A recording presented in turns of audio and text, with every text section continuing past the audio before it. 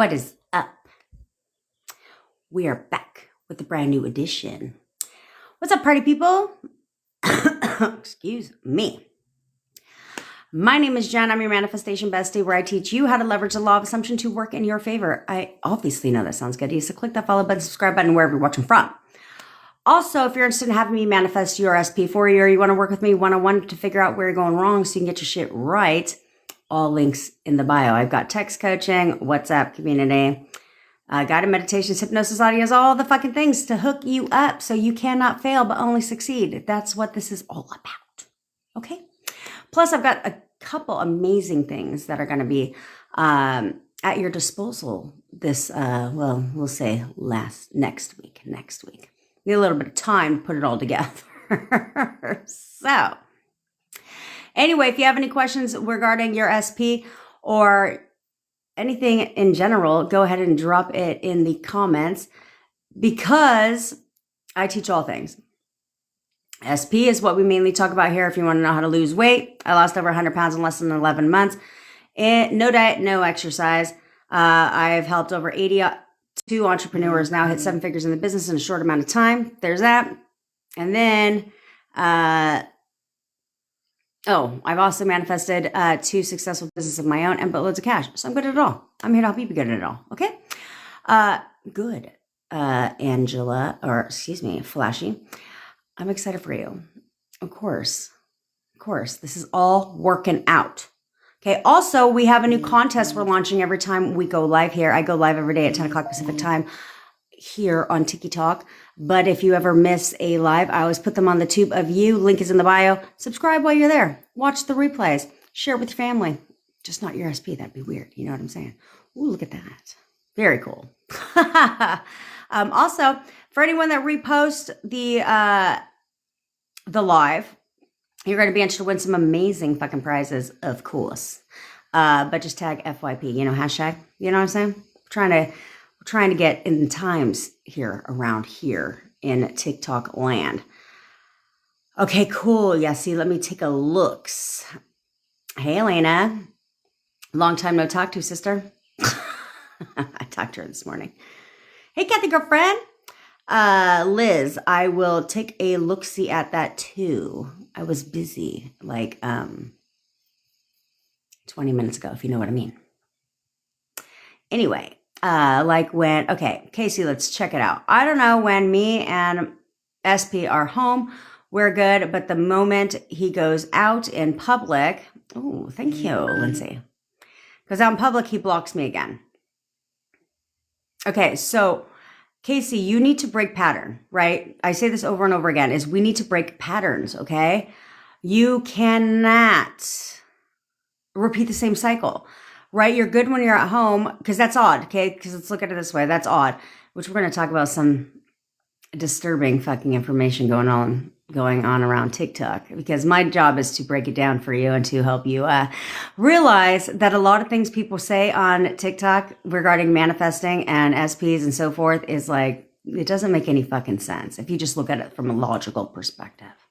We'll talk about something I heard yesterday that was a bit disturbing. Anyway, so you have to break pattern, okay? So you're home, you're good, right? But then the moment he goes out in public, he blocks you again. So you need to change that story. It's no, we're good all the time. When in fact, every second we're apart, we grow even closer together. He misses me every minute we're not together, right? In our conversations, he literally misses me every freaking time we're not together. Literally, he is miserable anytime he goes out in public without me. Okay? You need to change the conversation going on in said mind. Okay? Because that's part of the problem is it's like this ping pong game that you're playing with yourself, back and forth, all because this is a pattern. Okay. So if you notice that this is a one-time thing, fine. But if it happens again, now we got a pattern. Only takes 2 times to create a pattern. So now you got a pattern. Now you have to break the pattern. So now when he goes out in public, he's not blocking you. So take a look at your own assumptions. Take a look at the own inner conversations you're having about that. So prior to him going out in public, what kind of inner conversations are you having? What kind of thoughts are you processing up until that point? that he goes out? Are you thinking, okay, here he goes again. He's going to block me again, or this, that, and the fucking third? Like, what state are you in prior to this? Because this is exactly why it's repeating over and over and over again.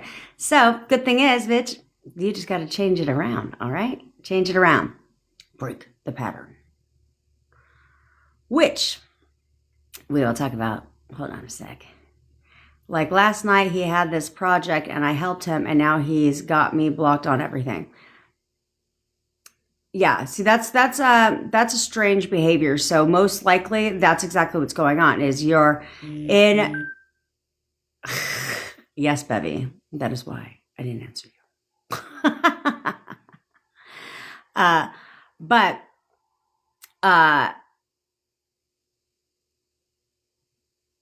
Laura, if you message me on TikTok, you might want to, if you can message again, then I would, because I responded to a fair amount of people today and yesterday on TikTok. So if you didn't get a response, sister, shoot that shit right back up to the top. Hey, Brandy girlfriend. Okay, Miriam, how can I manifest a dream life and money? Okay, so, hey, son. So here's the thing. When it comes to manifesting a dream life, it's actually quite simple when all you literally have to do is say, I'm living my dream life right now. Like, I'm literally living my dream life right now. I'm living my dream life right now. And then try to put yourself in the state that if you were to wake up in the morning, like let's say you were to wake up in the morning and you had everything that you ever wanted, how would you feel? What kind of conversations would you be having in your mind if you woke up and had plenty of fucking money and literally was literally living everything you've ever wanted was yours? How would you feel? Put yourself in that state. Those are the inner, this is with all of you. This is the inner conversations, is you guys are reading way too fucking into inner conversations. Let's be frank. Okay. You literally just have to ask yourself, if I was in a relationship with my SP, what kind of inner conversations would I be having? About if we were together right now, how would I feel? What would be going on in my mind? Right? If I was talking to my SP constantly right now, if we were texting all day right now, what kind of thoughts would I be having? What would I be saying? Right? If my bestie called me on the phone and was like, oh my God, how are you and Johnny? What would you say? Those are your inner conversations. Those are your inner conversations. We're great. Like, honestly, things have never been better. Like, we talk all the fucking time. We're actually going out on a date this weekend. And like, he's perfect. We are perfect. Like, everything is amazing between us. We have the best relationship. These would be things that you would be saying if you were in that state already. Okay? So that's when it comes to SPs, is if you were in a relationship right now, if you were talking to your SP, if you were just in contact with your SP right now, what would you be saying to your friends, to your family? Well, that's your inner conversations. If you're talking to your SP and you were in a relationship, what kind of conversations would you be having with your bestie about your relationship? Well, that's your inner conversations. Okay. If you want to live your dream life, if you woke up tomorrow in your dream life, what kind of conversations would you be having with the people in your life? That's your inner conversations from this point forward. If you were to wake up and $1 million was showing up in your bank account and you opened up your bank app right now and $1 million was staring back at you, what would you be thinking? That's inner conversations. Okay. They're not forced. It's natural. It's saying, okay, if I had this thing that I want, what would I be saying? Okay, well then that's the inner conversation. You know, I wake up and there's $1 million staring back at me in my bank account, or $100,000, whatever you want. What would you be saying? You'd be like, dude, my life is fucking great. Like, literally, I've got plenty of money. I can do whatever the fuck I want. In fact, I'm getting ready to book a trip to Bali. Like, I'm so fucking excited. Like, just life is on easy fucking street. I have it all. I have everything I've ever wanted, right? These are the conversations that you have in your mind, because this is what you would be saying in your mind if you already had it. It's natural. It comes natural to you when you put yourself in the state of having something that you want. Okay. Which is what we're going to get into in a second, because it's like, people's like, that's right. Look at that. 7301. Jen, he started texting me. Of course he did, bitch. I tried inner conversations yesterday, like you said. Happens in a day. Do you see what I'm saying? Do you see what I'm saying? It's not a lot of work. It's not a lot of work. Okay? It happened in a day. Inner conversations push out really fucking fast, because it is something so natural to you. It's something that you're saying, like somebody was asking earlier, what language? Whatever language you talk in normally is the language you say your inner conversations in. However the hell you would speak is how you would speak in your inner conversations, right? It's not forced. It's not robotic. That's the difference between robotic affirming and inner conversations. Inner conversations are natural. They're real to you, which is what pushes out, which is why it pushes out a lot faster, because you're literally having a conversation as if it's really true for you. You wouldn't be raving about your boyfriend if you guys were together. If you were texting, you wouldn't be like in awe, like, oh my God, we have the best conversations. My God, we fucking talk all the time. Like literally, you wouldn't be having those conversations within yourself. You would. So these are the same thing. This is the same thing, which is why I heard something fucking stupid yesterday. We'll talk about that. Let's just talk about that now. Okay. Someone yesterday said that your thoughts don't manifest.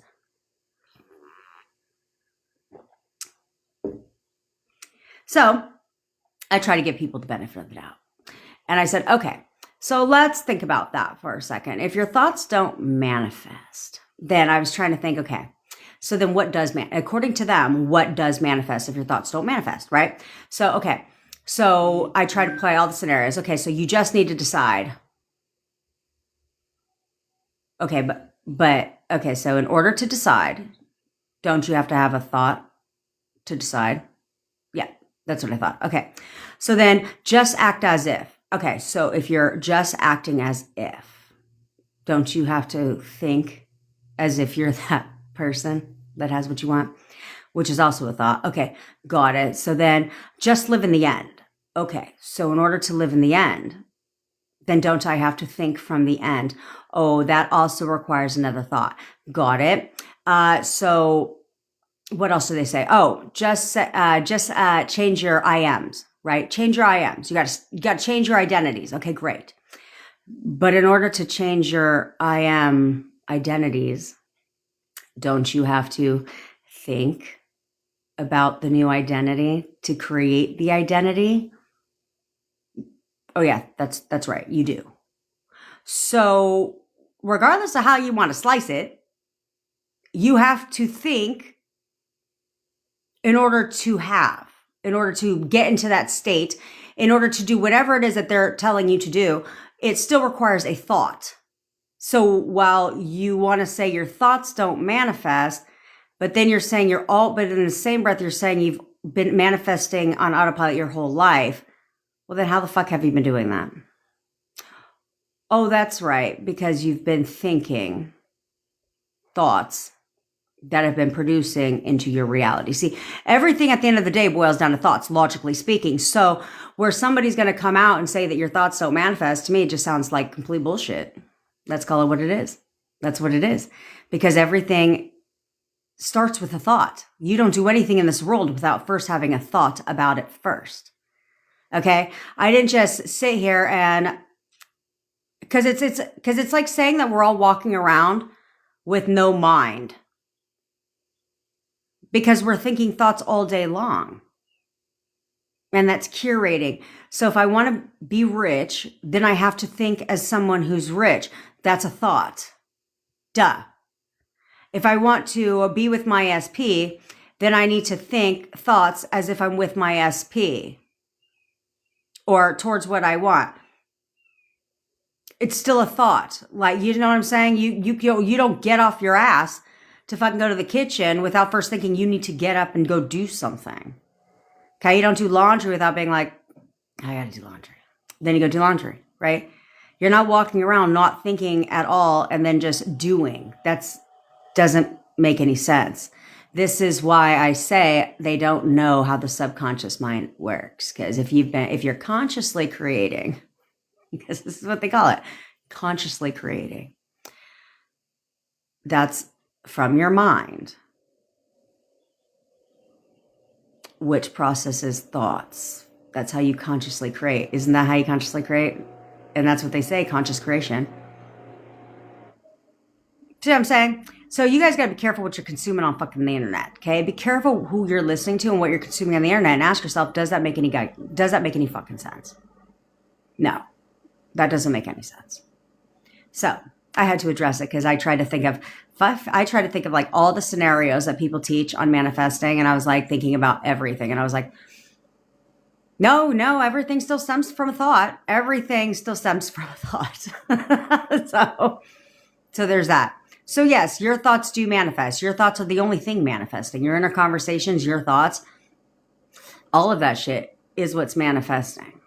It's not like this thing that you need to do to manifest. Just saying. So I just want to let you guys know that. Okay. Savage, Blondie. I like the name, by the way, bitch. I'm a blonde too. Just not by nature. But that's all right. It's all right. How do I get in contact for you to manifest for me? You can shoot me a DM if you want, or you can click the link inside bio. The link in my bio is where you would check out, and it should redirect you to a form to fill out and a calendar link to book a call. Shall it not do that? Then you send me a DM, and then I send you the link to book a call. Okay? Look forward to working with you, Savage Blondie. Let's make it easy, okay? Let's make it easy. We ain't got time to waste. We ain't got time to waste around here. And how can I manifest an SP even if I don't know him? He goes pretty viral on TikTok. Love that for you. Doesn't matter. It doesn't matter. You understand these viral influencers on TikTok are celebrities in general are regular ass people. They're regular ass people. In fact, influencers, if you will, are very, what's up, Deb? Are very regular people. They're regular people. They just have a different career. That's the only difference between them. In fact, I think they're influencers specifically, I think, are not as intelligent as we are. Or maybe they're more intelligent. I don't fucking know. Because I was like, man, that's what I want to do. Just get paid to exist. Just get paid to exist. Go act like a moron online and have everybody love you. You know what I'm saying? Sounds like a job to me. I digress. Okay. So basically you have to humble them. Okay. If you're trying to manifest a celebrity, an influencer, anybody of status quo, you have to understand that they're no different than you and I. They're humans. The only thing different is their occupation. That is it. Okay. They're regular people. There's nobody above you. But what you can't do is put them on the pedestal as an influencer. You cannot look at them as an influencer or a celebrity. You must look at them like they're the average fucking Joe down the street that works at fucking Taco Bell. Because the reality is they are. Literally. Okay. So, you have to realize that, and you have to humble that, and you have to be like, no, I'm a bad bitch. And so this is a normal ass person. Like if he was to slide into your DMs now, you would have to act like you don't even know who the fuck that man is. Like, oh, hey, what's up? I'm sorry, you're who? You have how many followers? Oh, that's cool. Because all they want is normalcy. Okay. They want normalcy. Do they like influencers are a bit different than celebrities. Okay. So influencers, are they flattered every waking second they get when they walk out their house and people are like, oh my God, I follow you on TikTok. Yeah, they do. What up, Shan's girlfriend? Okay. They're, it's things like that is where they will literally, that's how you kind of have to look at it is, they're used to flattery, but they don't want to date somebody that's like that. Okay. They want somebody who's normal because that's their career, and you have yours. You're a normal person. So you would manifest a influencer SP the same way you would any other person. You have to see yourself as a bad bitch, as somebody who's wanted, somebody who's desired, somebody who could have anybody she fucking wants. I could have anybody I fucking want. Doesn't even matter. Right? And then you can do the photo method when it comes to the influencer. You can also affirm, and then you can also have inner conversations about what up, Teddy Bear? Congrats, girlfriend. You can also have, what's it called? Inner conversations about how amazing it is that you guys are talking. Like imagine, put yourself in the States. Same with you, Andy. Pay attention. Andy, excuse me.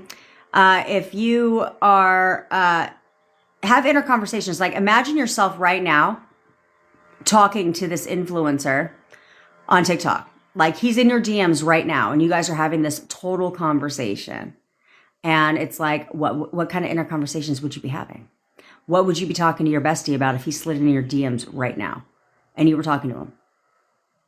What if I was to call you up on the phone and be like, oh my God, how's everything going? What would you be saying? Well, that's your inner conversation when it comes to your influencer SP. No different. No fucking different. What up, Martha girlfriend? What up, kitty cat cat? Spoke yesterday about how I told gutter trash. Yes. SP said he'd contact and hasn't. I'm anxious. Sandy, you need to dead the story. Dead the story. He's over it. He's fucking over it.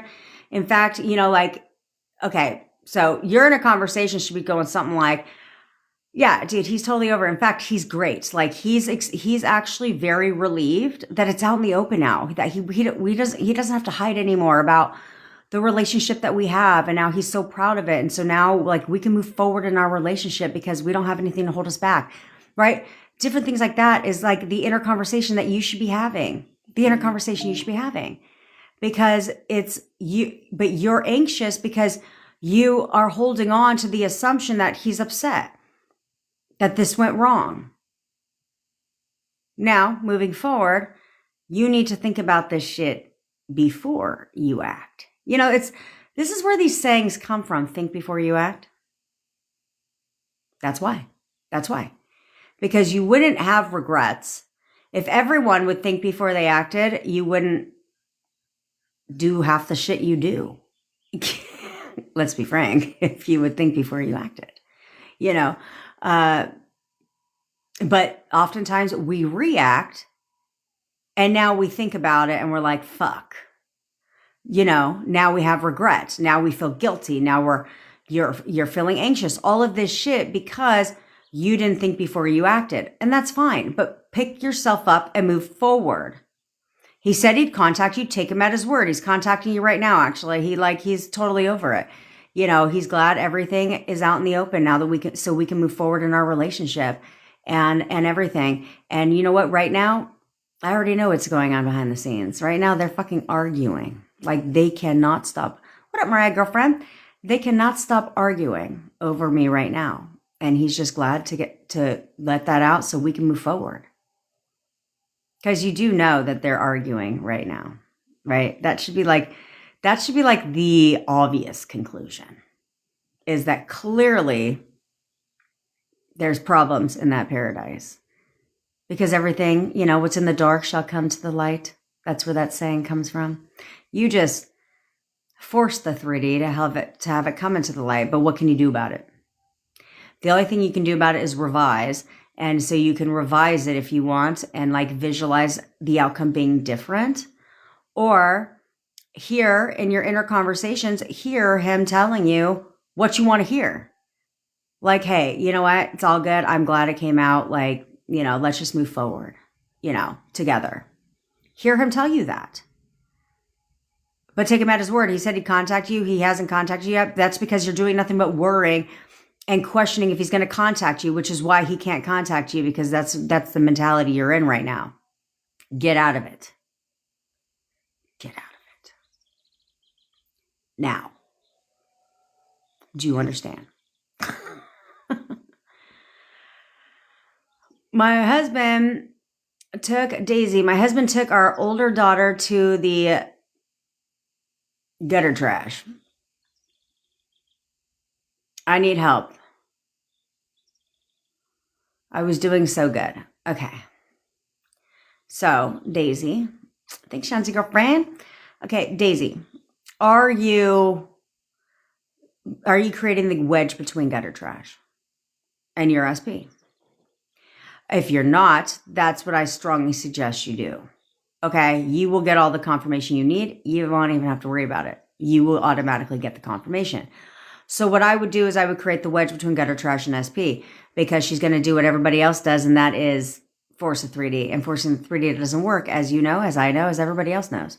So the best thing you can do is build that wedge and let gutter trash play her role perfect, because she will. She'll play it perfectly for you. And that's all you have to worry about. So it's like, what is something that you know your husband? What is something that your husband cannot stand in a woman? What's something that completely annoys him? That's now gutter trash. Okay? You have to change your identity between gutter trash. You cannot view gutter. This is why I stopped calling it a third party. We do not call them third parties around here, because third parties imply competition. Okay? No. Gutter trash imply, who the fuck competes with trash? No one. No one. Okay?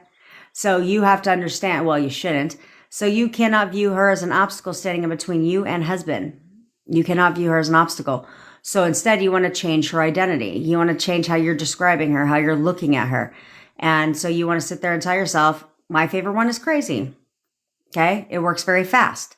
You can say crazy, raging bitch. She's got fucking anger issues. It's like she's just completely fucking a train wreck. You know what I'm saying? Look at her that way, like beneath you in every sense of that word. And you need to, and then you can affirm her away. So you can keep it short and sweet if you want, and be like, he actually hates her. All they do is argue. She's gone away. He hates her. All they do is argue. She's gone away. Or you can say, mine were a little bit longer, but I learned to condense them. Okay. I said, he can't stand her. He's disgusted by her. He wants nothing to do with her. All they do is argue. She's gone away. Okay. So you can keep it nice, short, and sweet. He hates her. All they do is argue. She's gone away. Okay. Because what's going to happen is they're going to start arguing very quickly. She's going to turn crazy. 2SP. They're going to start arguing. Wedge created. She's going to do what everyone else tries to do, save the relationship, which pushes the husband away from her. And then while you are focused on you and hubby through affirmations and inner conversations, he turns around and comes on home to mama. You will get confirmation of trouble in the paradise rather quickly. Okay?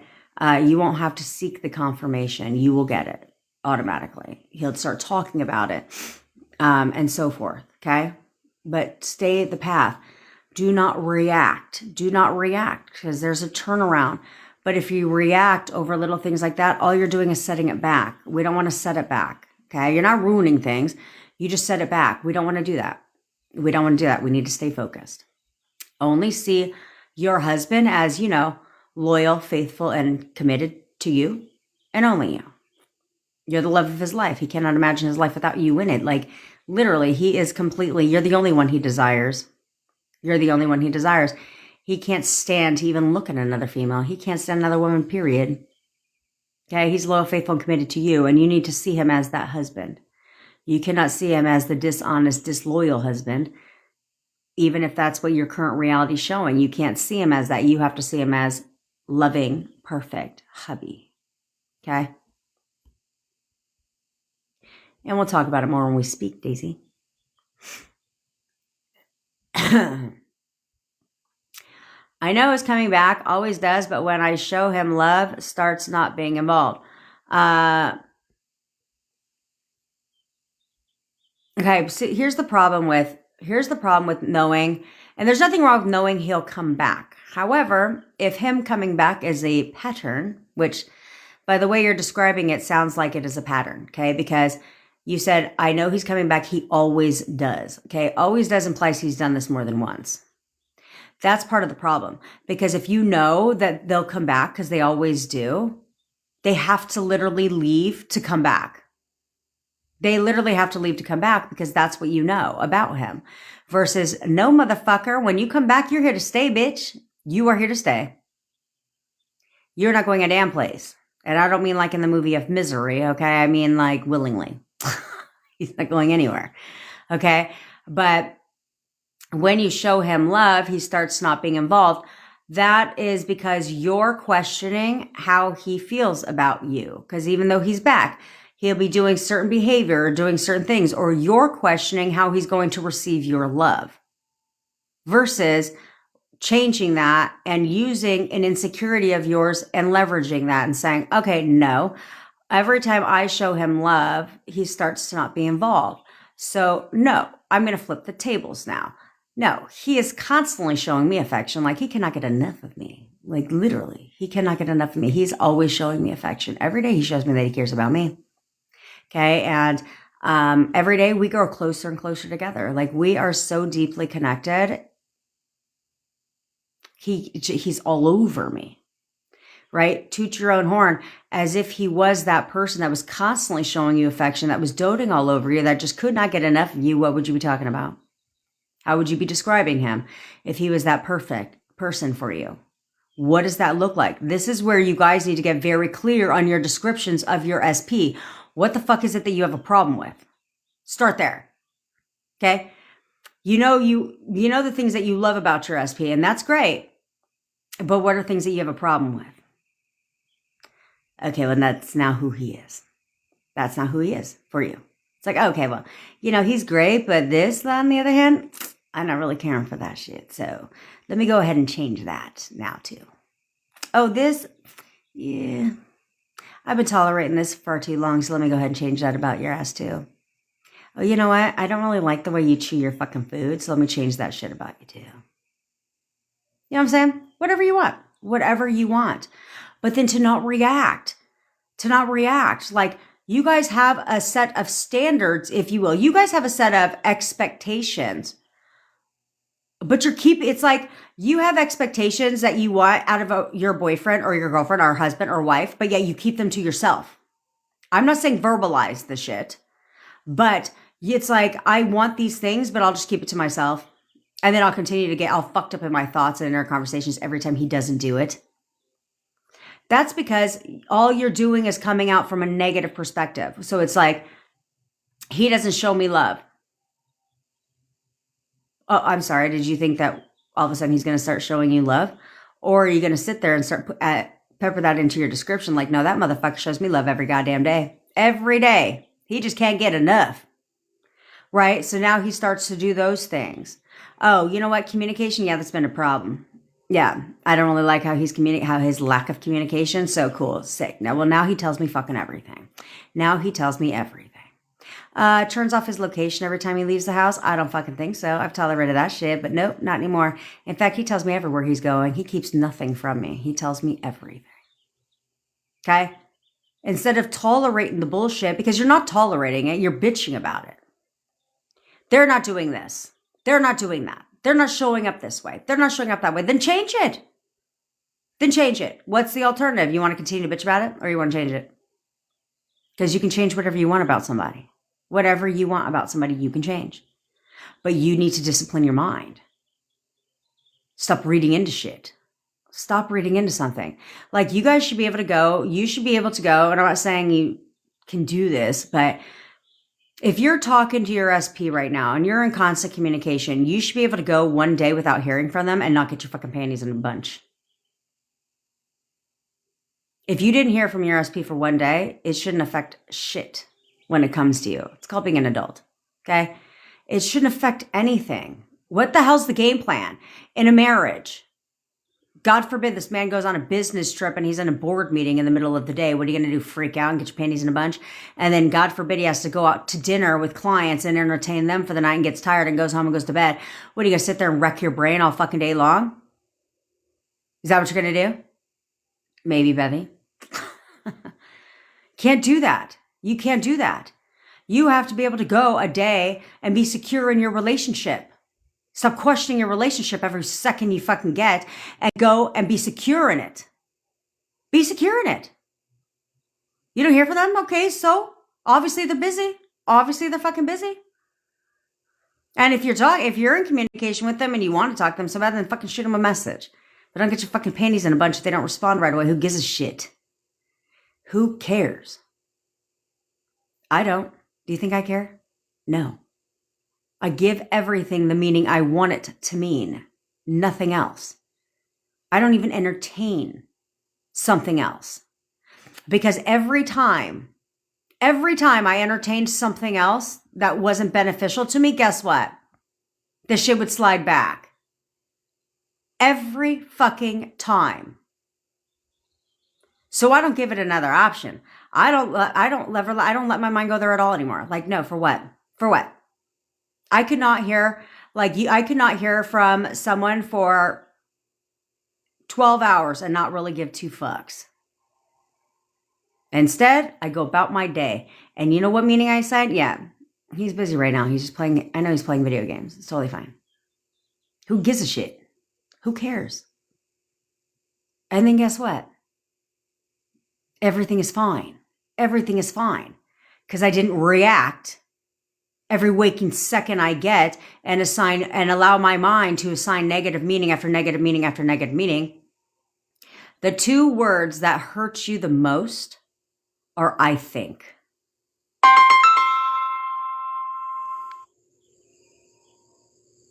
Those are the two words that hurt you the most. In business, we used to say the two words that make you broke are I think.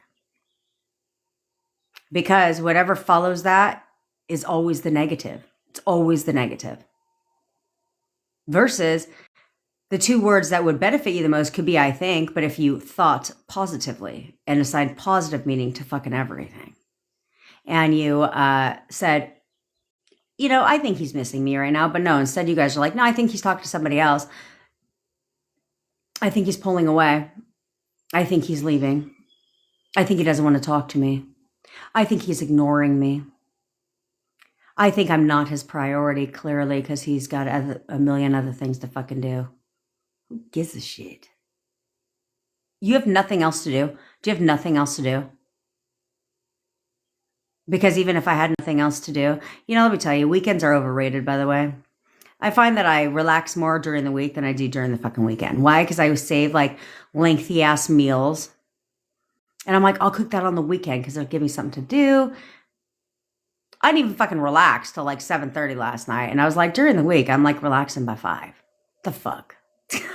Weekends are overrated. I mean, they're fun when you're young and a juvenile adolescent. Because you're like, yeah, it's the weekend. We're going to go out. But during everybody else is like, oh, thank God it's the weekend. I want to do what? Nothing. At least that's how I am. But I digress again. Okay, so that's my thing to you. Stop thinking the fucking negative shit. Stop it. Stop assigning negative meaning after negative meaning after negative meaning. That's fucking stupid. That's so stupid. I do nothing but assign positive meaning. I'll read them between the lines and I'll assign whatever goddamn meaning I want to everything. Some of you guys know this because you'll run a scenario by me and I'll be like, okay, well, here's what I'm getting from that. And you're like, okay, yeah. It's not even my situation.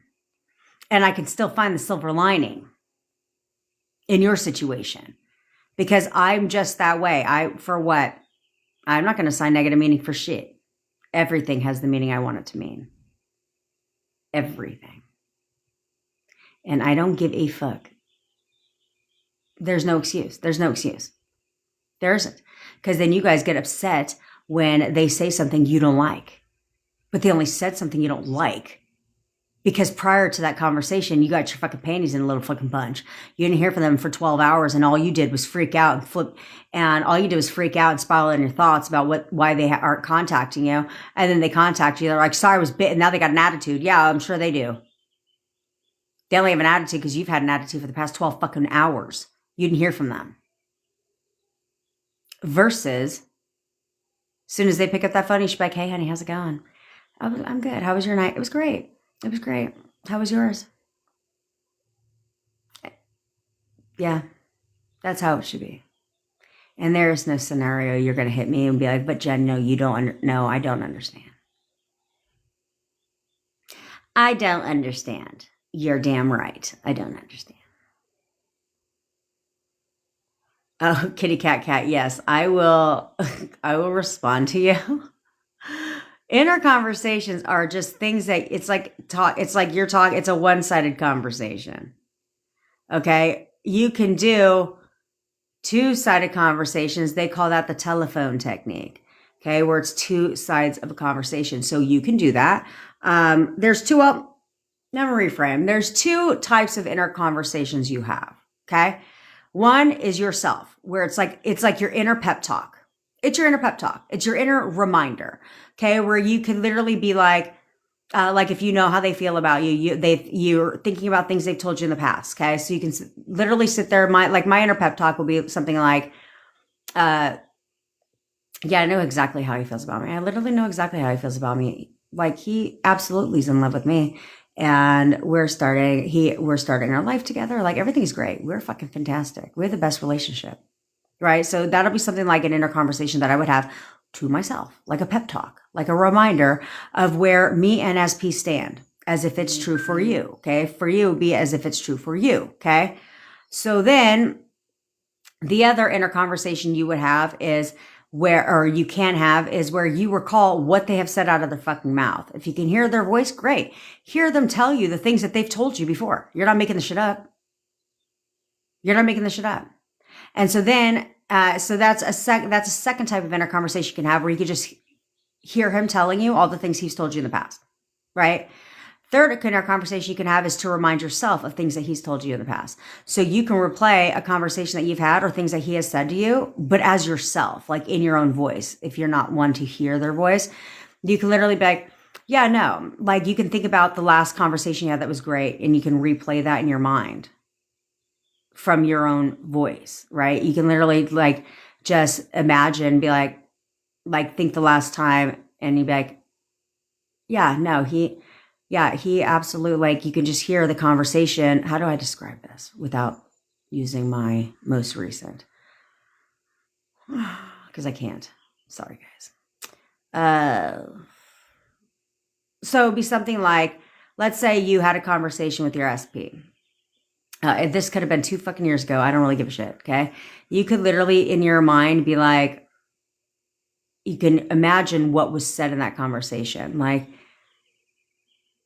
yeah, he said he never has felt like, you can, like, let's say he's told you that he has never felt like a deeper connection with anybody but you. And like, he totally can see a future with you and having a family with you one day. Let's say he said that, right? Then you can imagine that you can just remind yourself of that conversation. So you're in a conversation because something like, we've never had like such a deeper connection. Like he said that we've never had such a deeper connection, and like he can absolutely see himself having a future with me and a family with me one day. Like that's exactly what he wants, right? Because that's what he fucking said. Okay. So you can either hear their voice, you can remind yourself of things that you know about him. Okay. Because there's things that you know about your SP. Okay. Because they've said it. The positive shit, of course, only the positive. And then recall a conversation in your own voice, in your mind, that you've had with your SP, that he has told you all the time. So like when your mind decides it wants to fucking go to the left, then quickly inner conversation takes place. Okay.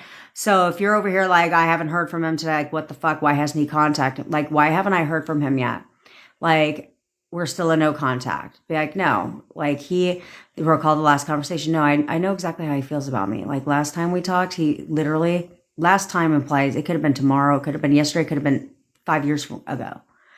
But be like, no, he just told me that we have never had such a deeper connection, and that he loves talking to me, and our conversations like make him feel so happy. Like he just told me he misses me. Right. So you flip that into your inner conversations to remind yourself of shit.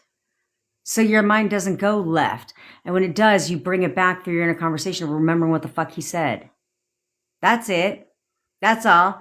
And no, for the love of God, Shazdama, you do not have to affirm the whole day. Now, can you? Sure. There's no right or wrong. There's no like, well, in order to get your manifestation, you must affirm 20 minutes per day in 10-minute cycles. Or you must affirm 5 minutes per day, 5 times per day.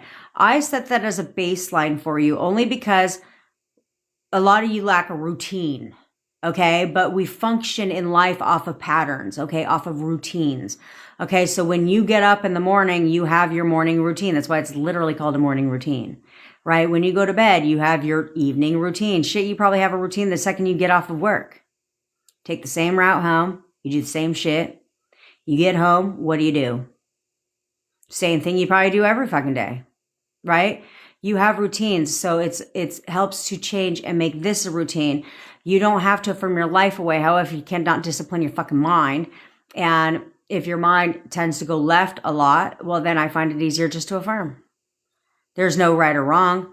Okay, I still get my shit. Do I affirm my life away? Did I affirm a majority of my day when I was manifesting my SP back? Yes. Do I now affirm a majority of the day for SP specifically? No. Does that mean that me and my boyfriend are not great? No, we're fantastic. Everything is working.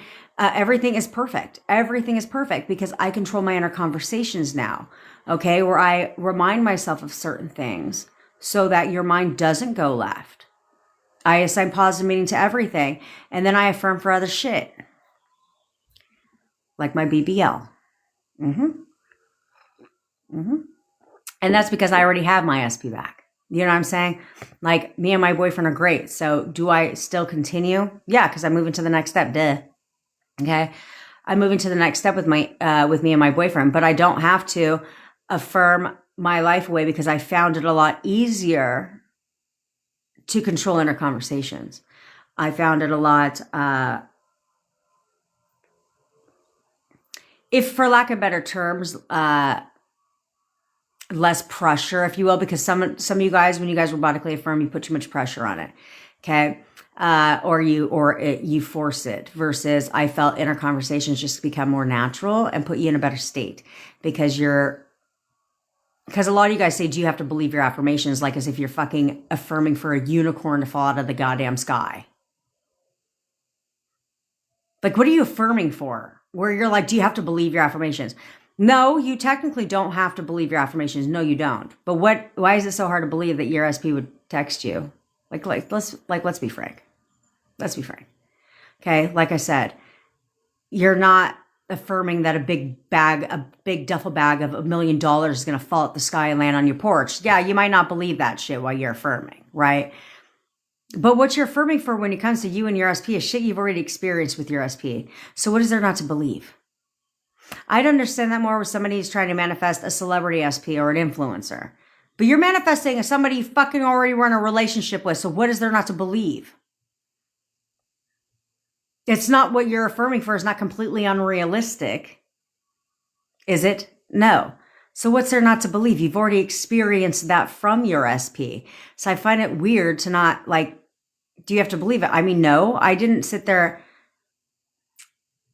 and I guess necessarily believe my affirmations, but I didn't ask myself if I believed them. I just said them. I didn't read into the shit. I just did it. Just did it. I didn't be like, but do I really believe that though? Do I really believe this, what I'm saying though? I didn't do that. Okay. And then inner conversations is like, I found that when I was getting movement with my SP, that I would replay things that were said. That puts you in a better state. And how do you not believe that shit? Because you're not making it up. It was a whole ass conversation that actually took place in real life. So what is there not to believe? Y'all be tripping me out with this shit. Absolutely, Evelina. That's what this is about. That's right, son. That's right, son. I love that you guys, it's all about leveraging, baby. It's all about leveraging. Got a lot of doctors joining the mix. Okay. Do I have to have a it's whatever attitude from now on? No, Monica, you don't. No, you don't. You don't need to have a it's whatever attitude. It's this is going to happen attitude, right? Because it's like, this is going to work. It has to work. There's no other way. And so I already know that if I do this, this is the result, right? It's kind of like, I already know that if I go to work, the result is I get paid. I already know this. Like, it's not a mystery. I don't have to question if I go to work, am I going to get paid though for that? No, you know, I go to work, I get paid, right? Your kids know. They go to school, they do their homework, they get a grade. That's what they know, right? You know that you need to eat to live. You don't question the shit, you just eat, right? We know certain things and we just know the result of it. And if you know the result of it, then you lower the resistance. And the number one way you guys lower resistance, because let's not pretend that I was in contact with my SP and then I just got in a relationship with my SP. No, I did not have his phone number. We were in complete, because he had changed his phone number. We're in complete no contact, and I had no way to contact him at all. He's not a big social media guy. Okay, so I had no way to contact him at all. Did that prevent anything? No. Did that slow the progress? No. But it only didn't because I didn't question a goddamn thing. I just did it. I just did it. I wasn't like, is this going to work? I don't know. Is he going to do the things though? Do I believe my affirmations? I didn't do any of that shit. I just did it. But I guess maybe that's just my personality. I just do. I don't question shit. I just always just do it.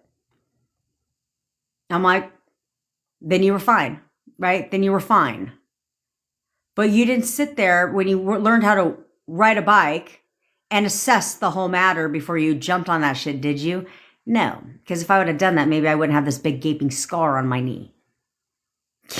That's the first adult bike I got. Yeah. But when you learned how to walk, did you assess the whole situation? Like, well, let's see, what are the pros and cons? Do I really believe that I'm going to be able to walk, though, if I stand and walk? Do I really believe that this is going to happen? What's the downside of this, though? If I get up and walk, like, what's the repercussions of this? What if it doesn't work? What if it doesn't work? No, you didn't do none of that shit. You just did it. Everything you just did and figured it out, and it worked. And there's not one thing that you tried, unless maybe it's baking. Okay, I find it easier I find it a lot less stress just to use a box. Let's be frank. I have the whole like expensive stand mixer and everything. It's still in the box. I find it easier just to use the box. Because when you go to bake shit, you look at the ingredients. And I'm like, the fuck? There's like 55 ingredients. It's cheaper to buy it. It's cheaper to spend $4.99 for the box than it is to buy all these ingredients that I'm not going to use again unless it's for this shit. Or I leave the baking to my mom. I'm like, cheesecake sounds good. And then let her make the cheesecake. Just cut me off a slice. We're good. Anyway, I digress. But stop being anxious about shit. Stop questioning everything. Just do it. Just do it. That's your thing. That's your task. You want to know what your task is today? You're not going to, your job today is not to question a goddamn thing. You're not questioning shit. Nothing. Am I doing this right? Is this going to work? Do I believe what I'm saying? Am I going to see movement in the 3D? Are they going to conform? No. Nope. Nope. We are not questioning anything today. Today is Do Not Question Monday. Do not question a goddamn thing Monday. That's what today is. Yeah. Write that shit down. Do not question shit today. At all. Nothing. Nothing. You're not going to question how they feel about you. You're not going to question what they're thinking about. You're not going to question none of that shit. You're not questioning shit. At all. Nothing. You start to question, you're like, nope. I know exactly how he feels about me. I know exactly how they feel about me. Absolutely not. Not a question. Not a question. Don't question anything. Because I tell you guys, when you question, it's because you don't know the answer, which is when you ask a question, you don't know the answer. That's why you're asking the question. You want them to confirm what you're hoping they'll say. And then you get your pennies in a bunch when they don't, because you didn't know the answer. So therefore they don't know the answer. But the same thing happens when you question in your mind too. When you question how they feel about you, well, now they don't know how they feel about you. And when you question if they're thinking about you, well, now they're not thinking about you. Well, if you question if they're going to contact you, well, now they're not going to contact you. Because you don't know the answer. That's why you're questioning the shit. Stop doing that. No questioning. Shit Monday starts now. Only question you're allowed to ask is in this fucking shit here. Outside of this live, no questions at all. Do you understand? Do you understand? I know you said yes. Cool, Mom, I manifest for you for 5 days. I'm just kidding. I'm just kidding. As of right now, lucky for you and everybody else, I don't have a cutoff. Okay, I know there's a lot of people that put time limits. I have not put a time limit, okay, on it. So as of right, eventually will I? Probably, if people don't get their shit together. But as of right now, do I have one? No. Bella. SP said he doesn't want marriage with me. What should I do? Tell yourself the other. Tell yourself the opposite. Tell yourself the opposite. The opposite. Okay? He says he doesn't want marriage with you. You want to know why? Do any of you guys listen? Do I talk to myself on here? Is this thing working? Is this working? Oh, I just started my own video. I mean, I'm just curious. Do these work? I mean, I'm just curious. Don't laugh. My hair's growing out. I'm just curious. Because what part of who gives a fuck what they say is unclear. Unless they say what you want to hear. If they don't say what you want to hear, who gives a shit what they say? Oh, he says he doesn't want marriage. I told you guys, whenever they talk, whenever they do this, all you should be doing is this. Tell me more, honey. Tell me more. Because don't worry, whenever you talk and it's something I don't like to hear, the investigative journal hat comes on, right? So like you're talking to your SP and they're starting to talk about things that are like their future or things that they don't want and things like that, and it's not something you want to hear, then the investigative hat comes on. And you're like, tell me more. It's just, this is it for, in your mind, you're like, this is for investigative journalist purposes. This is research, all intensive research purposes. What is it that you said? You don't want marriage. Okay, got it. So now my inner conversations are, that man absolutely wants to marry me. I know that man is in love with me. And in fact, he's like ready to get married right now. Like, that's all he can think about is how much he wants to marry me. Like, I'm the only one he's ever wanted to marry in his entire life. And that I know. I have no doubt he wants to marry me. Yeah, that's what you do. Well, I don't want to be in a relationship right now. I just don't want to be in a committed relationship right now. Oh, I know he wants to be in a relationship. I know exactly how he feels about me. I know that man will do anything to be in a relationship with me right now. I absolutely have no doubt he wants to be in a relationship with me. What's next? What else you got? Oh, you don't want that either. Well, I just don't know. I just don't know how I feel about you right now. Oh, okay. Well, let me clarify how you feel about me in my mind. Thank you very much. He absolutely loves me. Yeah. Like, he knows exactly how he feels about me. I know how he feels about me, and he knows it too. Like, he thinks I'm perfect. He thinks I'm the perfect girlfriend. Actually, I'm a once-in-a-lifetime partner, and he knows that shit. He knows that he absolutely wants to be in a relationship with me. That I know. I know he wants to be in a relationship with me. I have no doubt. What else did you have a problem with? You see what I'm saying? They say anything you don't like, investigative hat goes on.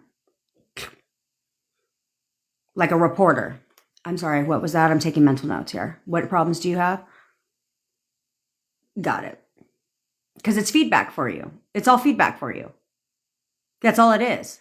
They don't actually mean it, okay? And nothing that comes out of their mouth, unless it's what you want to hear, they don't mean. It's only feedback for you. So investigative hat goes on, journalist hat goes on, and you're now sitting here like, okay, dish. Okay, feedback. So clearly I'm questioning if you see a future with me. Clearly, because you just said you don't want to marry me. Clearly, I'm not sure that you do want to marry me. I'm questioning if you want to marry me or you want to spend the rest of your life with me. Clearly, that's okay. Got it. So now let me go ahead and get clear here so that you're clear. Thank you very much. Anything else? Anything else? That's the attitude you need to have. I've tested this. Somebody just confirmed on here within a day. Changed within a day. Pushed out. Yeah, test it for yourself. Don't accept shit. It's feedback. Everything is feedback. Oh, yeah, that's right. Other people online don't tell you that shit, do they? That's why we get our shit around here, because we leverage everything. You leverage everything. We leverage the law.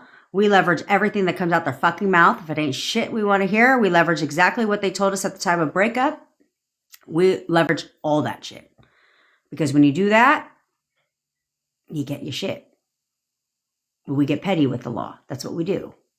And we leverage. Especially if we know we have the ability to change it. If we know we have the ability to change whatever we want, then that's why we leverage. We say, okay, cool. So who decided that I have to accept this shit? Who decided I had to accept that?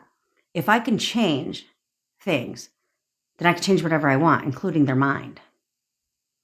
Because their mind is what they're telling me is only indicative of my thoughts. And it's only telling me that my thoughts clearly are not in alignment. So I need to align my thoughts. Therefore, his mind is very clear. It's called thought transmission. Visualization is just imagining scenarios with an SP. Yes, S. That is exactly what visualization is. However, I suggest you keep it short and sweet because it's about looping it over and over and over again, seeing the same scene over and over again. Do you know how long it took me to watch a movie last night, guys? 5 hours. 5 hours. And I found I enjoy making turkey, but cutting that bitch, I'll leave that to my father next time. I didn't find that enjoyable at all. Anyway. But it was good. So I suggest if you're a visual person that you keep the scene short and sweet, 5 to 10 seconds max, right? One little clip, think trailer, right? One little movie trailer, one little quick scene that you can loop over and over and over again. So you can literally loop it over and over and over again for like a minute. If you were to play one little short scene, do you know how many times you'd be able to loop that shit? Versus if you're playing a whole fucking movie in your mind, right? Oftentimes your mind tends to wander, okay? Which is what would happen with me when I would do law of attraction, right? Because they want you to visualize the whole fucking scene for like 13, 14 minutes. And then they would annoy me when they have to sit there and explain things. I was like, can you move it along already? But your mind tends to wander the longer the scene is. So therefore, if it's 5 to 10 seconds, it's very focused, very to what you want. So like if you wanted to get married if you're with your SP and you want to get married, you can either role play the scene of him getting down on his knee and proposing to you. Or you being at the altar and putting the ring on each other's finger. That's how you would do it.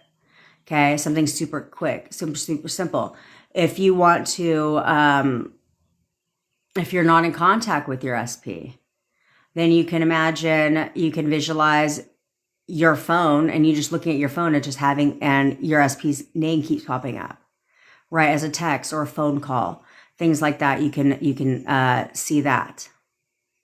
But I tell you guys, in anything, if you want to make it more real for you, just like it's real for you, think about it this way.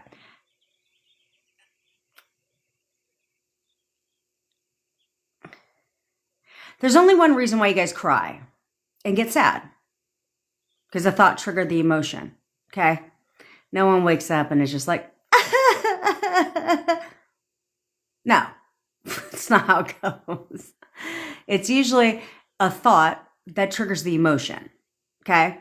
So it's the same thing when it comes to the other. If you're having inner conversations or you're visualizing or you're doing any of that stuff, you should get excited about it as if it's true for you.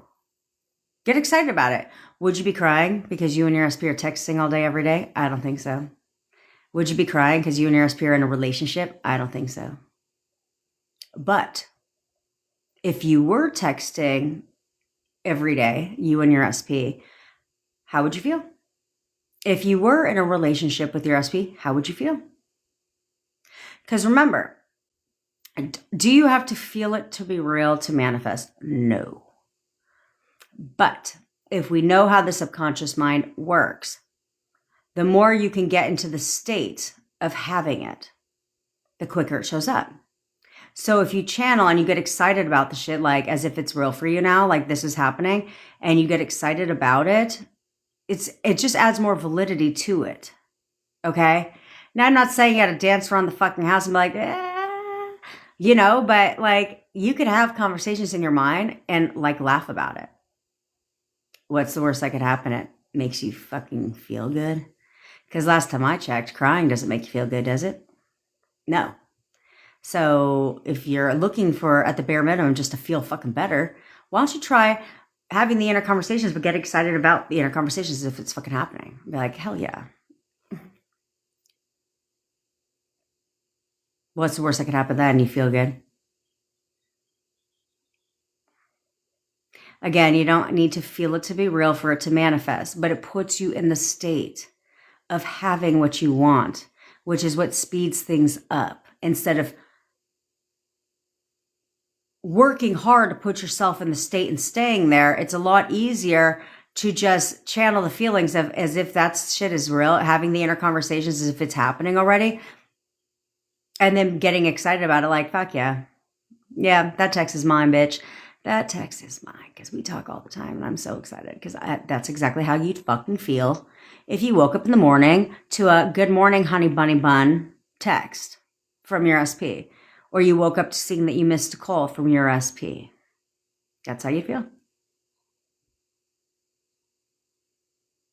Okay. What up, me, my girlfriend? I hope you heard that shit, bitch. I was partly talking to you. And everybody else. Okay, KK. I manifested them back now. They said they don't want to continue. What do I do? Have them text back? Oh, what do I do to have them text back? Go back. Okay, so you manifested them back. What did you do to manifest them back? You don't have to do anything different. You don't have to do anything different. But what you have to do is what I say 5,000 times on every one of my lives is that you need to break pattern. So, like, let's say he texts you back. You're not going to force a 3D. You're not going to force a 3D. Okay, here's the thing. You guys wanting somebody, like, let's say they don't want to continue a relationship with you, right? Or they're not sure if they want to be in a relationship with you. Okay, well, you pleading your case isn't going to help this situation. Okay, you pleading your case is going to help the situation. That's chasing, okay, for 3D.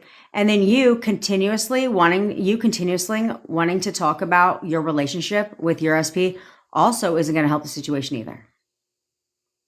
It isn't. When has your SP ever told you, like, I don't know if I want to be in this relationship anymore. I'm not sure where this relationship is going, or I don't think I want to be in this relationship. When has you ever been like, when have you ever tried talking about it over and over again and they were like, you know what, you're right.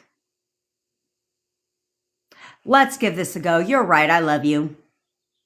When has that ever worked? It doesn't. Instead, they're like, yeah, no, my mind's made up. It's usually how that goes. Okay. But inner conversations, KK, you know how he feels about you. Forget what the fuck he said. You know how he feels about you. Tell yourself that. I know exactly how he feels about me. I have no doubt we're getting back together. I have no doubt he wants to be with me.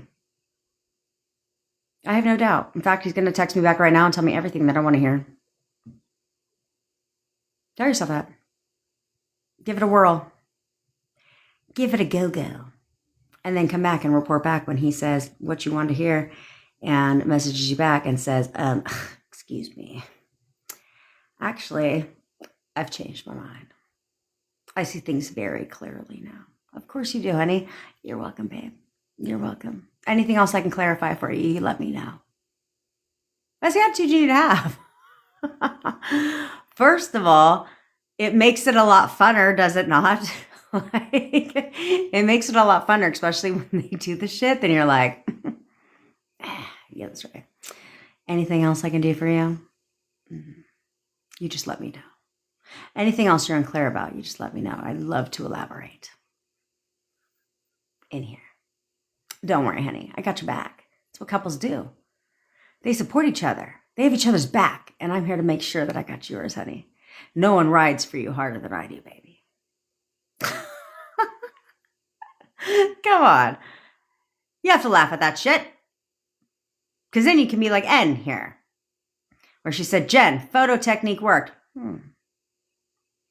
He wrote to me a paragraph like I commanded everybody to do it tonight. Do it tonight. Now, were you on my live yesterday?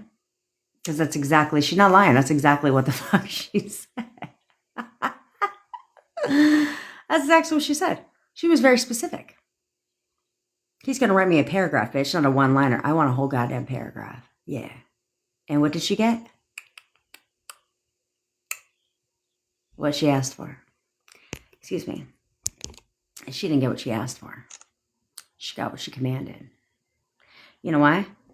Because a lot of you guys are wearing this, and she was wearing this. So because Anne was wearing this, she got exactly what the fuck she wanted. Because you know what? That's what we do around here. There we go. How do I revise and actually stick to it and believe it, especially on anniversary of things? Oh, and snaps for N, by the way. Snaps for N. So we do. We get results around here, guys. We're not here to waste fucking time. We're not here to waste time. I'm impatient. And I know you're impatient. That's why you're my people.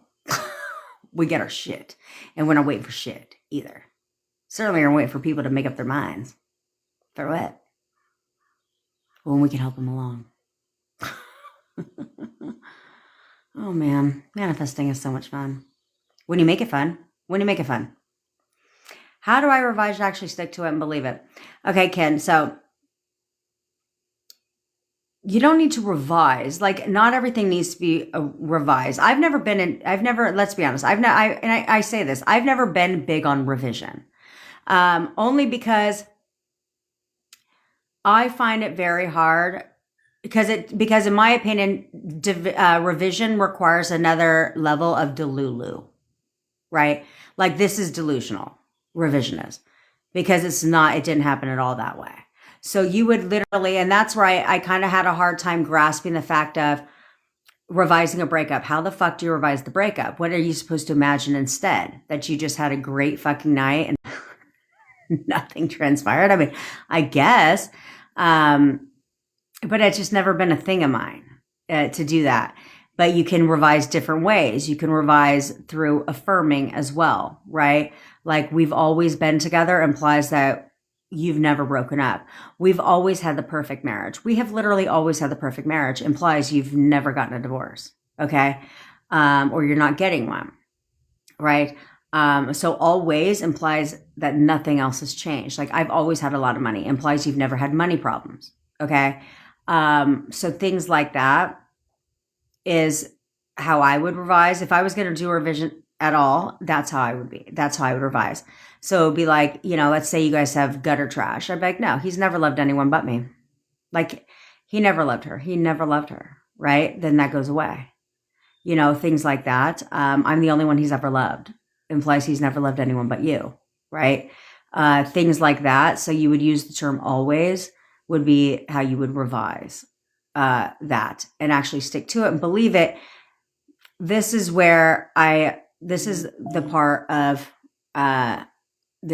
that I say where I find it better to manifest in steps, because it's hard for people to believe that they're married when they're not in contact, right? That's again another set of delusion, which is why people manifest their SPs back for years and never get anything, because they're living in the end of marriage and they're blocked on everything.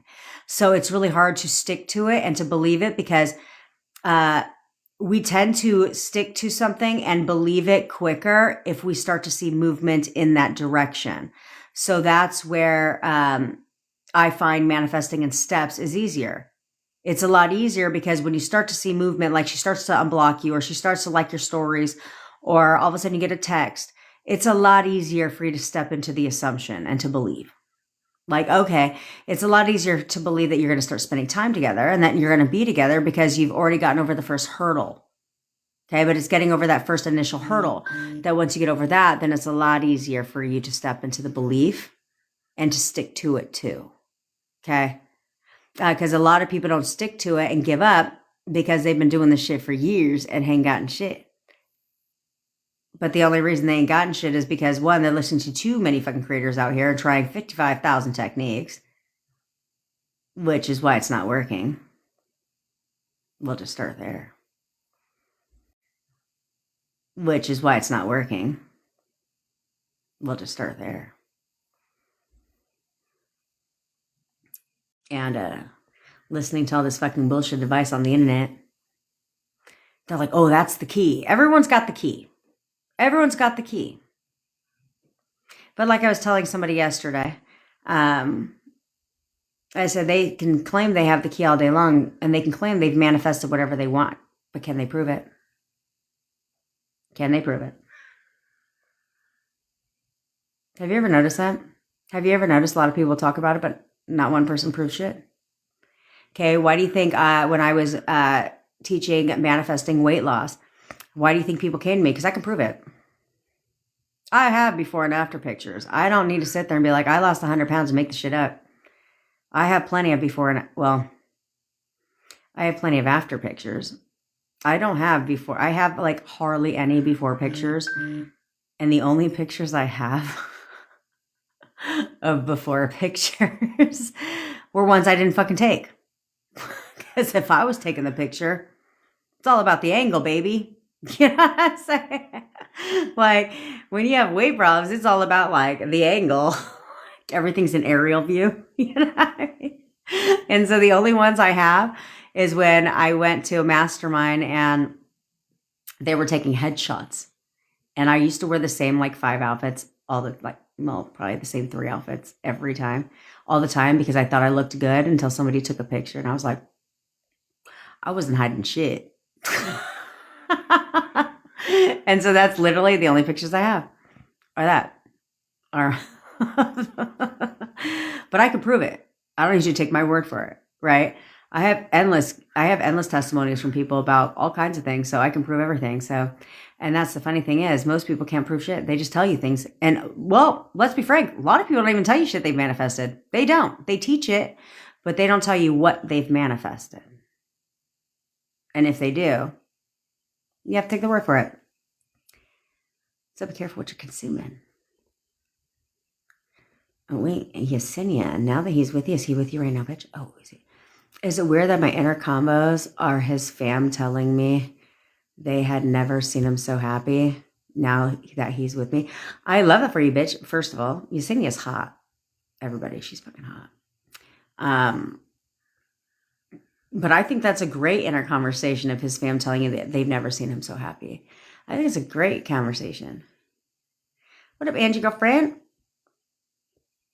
Can I send you what I've been saying as part of my inner conversations to see if they are on fire? Sure, Tay. Sure. Son is always taking notes. He's a full-time investigative reporter. Was it you, son, that said they actually asked their SP? Somebody did it. They actually asked their SP what deal breakers were for them. Now, that's true in investigative reporting there. Market research. I mean, I'm just doing market research. What are your deal breakers exactly, honey? Mm-hmm. Anything else? That's what this is about, guys. You guys you'll find that when you do this shit, you're having so much, it makes it like so much more fun for you. It makes it fun because you guys are literally like, nothing's a problem. Nothing becomes a problem for you.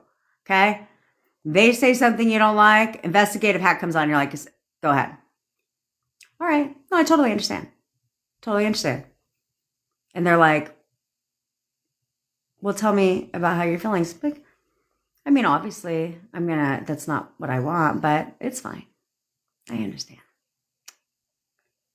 Because they're waiting for a whole nother response. But when you don't give them one, now that's evolution. On both parts. It's a pattern interrupt, guys. So not only are you breaking pattern by not reacting the way they expect you to react, you're breaking the pattern, but you're also interrupting their pattern, which is great. Which is great. Because when you interrupt their pattern, well, I could teach you guys something for those of you that are in contact with your SPs and see your SPs. It's called breaking state. But when you break their pattern, what do you think happens? Okay. Now you've broken, it's a pattern interrupt. So all of a sudden they're like, wait, I wasn't, they have to contemplate for a second because they're like, is everything all right? Because she's not reacting how I'm used to her reacting. Of course not. I don't need to. Because I've learned now. Reacting doesn't get me a goddamn thing anyway. So what's there? Reacting doesn't help me. What up, Convicted Chaos? Where you been, dude? It's like reacting doesn't get me shit. So why react when I could sit there and have fun with you instead?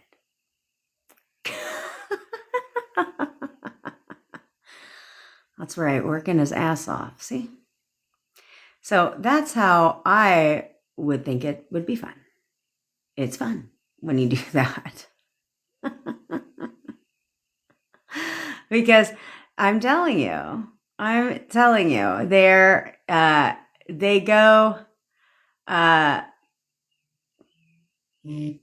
they come from a whole different perspective. Okay, so if you guys want to have fun with your SPs, if you are in a, do it subtly though. Start subtle first, okay? You guys can do this with anybody, okay? That Convicted Chaos. Okay, so you guys can do this with anybody, anywhere you go. Okay, so like let's say you're going, and it needs to be subtle. It could be like fucking obvious, okay? And Darren Brown shows this because this is what Darren Brown does, okay? And a lot of his stuff, I told you guys, if you guys want entertainment and to see how the subconscious mind can easily be, for lack of better terms, manipulated, but you know what I'm talking about. Okay, how it can be influenced, excuse me. Not manipulated. Okay, Darren Brown is the guy to watch because he's like the quintessential, he shows you exactly how easy it is to influence subconscious minds for random people he's never even met. Okay, but the biggest thing he does is called a pattern interrupt. Okay, because it's breaking state. And then as soon as you pattern interrupt, you give a command right away. Like pattern interrupt command, because their subconscious mind is wide open. Because their conscious mind is contemplating the pattern interrupt, subconscious mind, wide open to suggestion, and that's how he gets it all the time. So he'll go up to like a racetrack and he'll go cash in a losing ticket, okay? But he'll go up to the window, he'll be like, yeah, he goes, I just want to cash in my winning ticket. Winning ticket. See what I'm saying? So that noise was the pattern interrupt. Command comes directly after that, winning ticket. And so then all of a sudden they're cashing out. It's clearly not a winning ticket. I think all of a sudden they're giving him the cash for a ticket that wasn't a winner. They put in the fucking shit and everything. It didn't matter.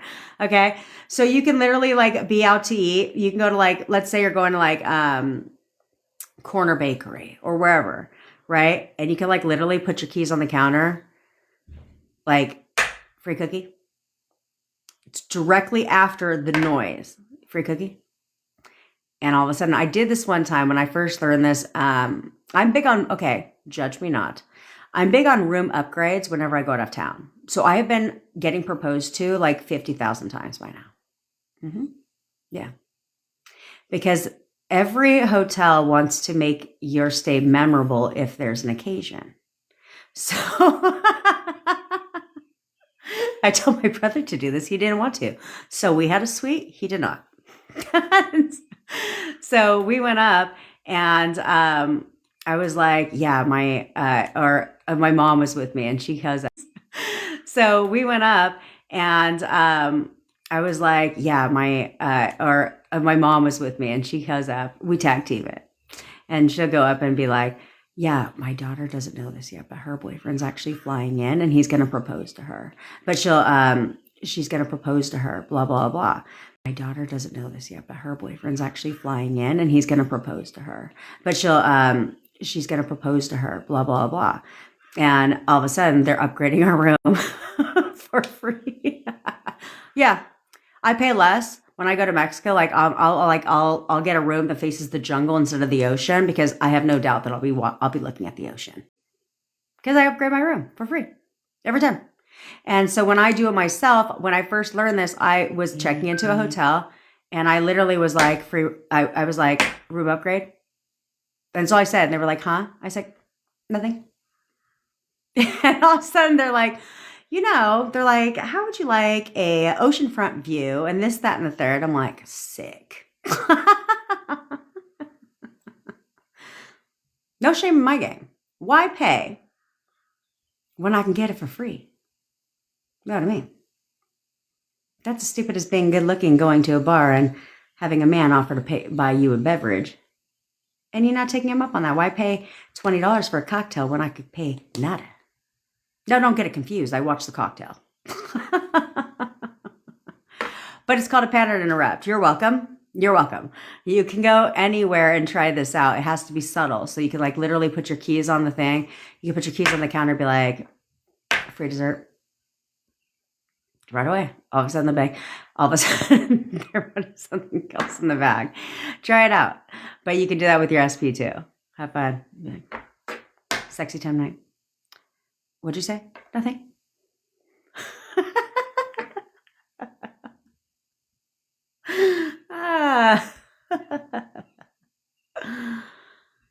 Look, it's supposed to be fun. It is supposed to be fun. Do you understand? So have fun with it. Have fun with it. Look, Cece just found her bracelet. Nothing's lost. Things are only lost as long as you identify it as being lost. Yeah, discount.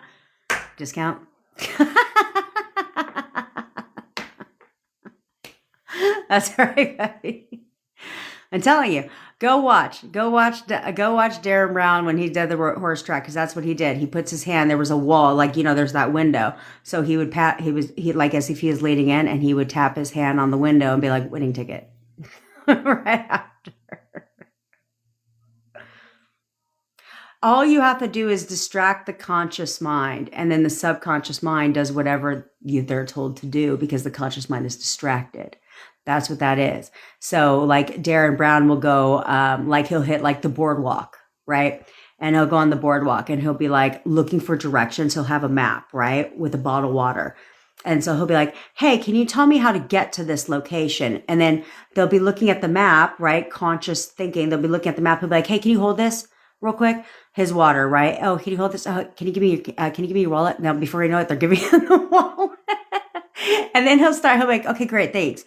And he'll take the map and the water back, and then he'll walk away. And then you can see them scratch their head and then be like, wait, what? And now it takes them a second before they realize that they just gave their wallet away. And then they'll go running after him. He's like, oh yeah, sorry about that. It's hilarious. It's hilarious. But that's all it is it's no different. It's the conscious mind being distracted to get in the subconscious mind. Look at all the shit you're learning around here. How to get your SPs back, how to lose weight, how to get free shit. Okay, I digress. Is it a bad idea to do anything in the 3D, even if you think it could be a positive effect? It depends on what that is, Tasha. It depends on what it is. No, there's nothing like I'm not going to say no, you cannot do anything in the 3D. That's not true. Okay. Now it depends on what it is. It depends on what it is. So like I was doing things, and this is before I knew what forcing the 3D and things was. But it's who I am as a person. Okay. And so like I knew that my boyfriend loved my cooking, right? Because when I met him, he was like not a cooker. Right? He was like a bachelor, not a cooker. And so now he's a great freaking cook. Inspired by yours truly, by the way. But he loved my cooking. And he had certain meals that he loved that I made for him. And so when he had injured himself, we were in no contact. When I found out that he injured himself, though, I thought I would help him out. And I would go and bring dinners I would cook meals. And I would go drop them off because he was one building away from me. So I would go drop them off on his porch. I wouldn't knock on his door or anything. I would just drop them off on his porch. And I didn't think anything of it. But then a couple weeks later, before he had changed his number, he called me and he's like, can you not do that anymore? Right? So I didn't, because it was, I didn't think anything of it. Was I trying to negatively impact the 3D or force the 3D. No, I wasn't trying to force the 3D. It's just who I am as a person. I fucking feed everybody. Like, it's just who I am. Like, I would have how fucking stupid am I? When you have like a 4th of July barbecue for people in a apartment complex, you should probably cook like hot dogs and hamburgers, right? No, not me. Not me. I've got tri-tip, ribs, chicken. And I thought it was just for the neighbors. They were bringing their fucking families and everything. You know, Easter and stuff like that. I cook a majority. So I would drop off 4 or 5 neighbors' food. That's just who I am. And so I wasn't trying to force the 3D. And I thought it would have a positive effect. It did not. Okay. So it depends on what it is. Like driving over to his house, I wouldn't recommend, right? Popping up, wouldn't recommend. But if you did something in the 3D thinking it could be well received, it's not a big deal. It depends on the status of your relationship though. You know, if you're in a relationship with your SP, or even if you're not, but you're talking to your SP, there's nothing wrong with doing something in the 3D, right? Because me and my boyfriend did that. Like he would have leftovers from dinner and he would bring it over, you know, and be like, he would just stop by and make, I wanted to bring you lunch, right? Nothing wrong with doing that at all. You know, when he was going to go for his surgery, I went and helped buy his stuff. So we weren't dating, but I went and helped buy his stuff so that he was set up for recovery. It wasn't a bad thing, and it didn't backfire because it was where we were at, heading to relationship town. You know what I'm saying? But if you're a no contact, it depends on what it is. I've had a client who I thought it was well played. She's very close to his family. And so his mom was turning a certain age. The grandma was. So she sent a present to the grandma, like a little crown, I think it was, and something, because it was like she was turning 60 or some shit like that for happy birthday. It was well received by the boyfriend. And look, even though they were in no contact, technically, it was well received by the boyfriend and the family, right? So there's no right or wrong. You would know the answer to that. But it's all based on your assumptions. So if you think that it will have a positive effect, then do it. But if you're wavering from that and you're not sure, then you probably shouldn't do it. Okay. It's one of those that you'll know because you wouldn't be thinking, what if this, what if that, what if this, what if that? You would just be like, you know what? I want to do this. And I know it's good. Then there's not a problem with that at all. It's not a problem with that at all. Now, if you're in no contact, don't go fucking shower him with a shit ton of gifts and shit like that. Like, don't do that because that's weird, right? And as long as something's not like really forcing the 3D.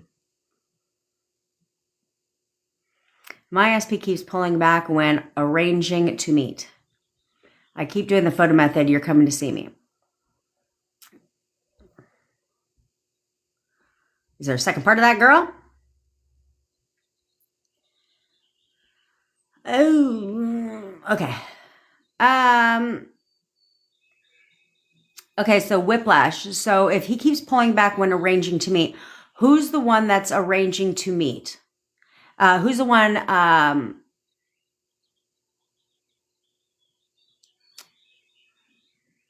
what's the fucking one I'm looking for? Initiating. There we go. Who's the one initiating to meet? If it is always you initiating to meet and he's pulling back, that would be why. Because somewhere in your mind, you don't know if he wants to meet with you.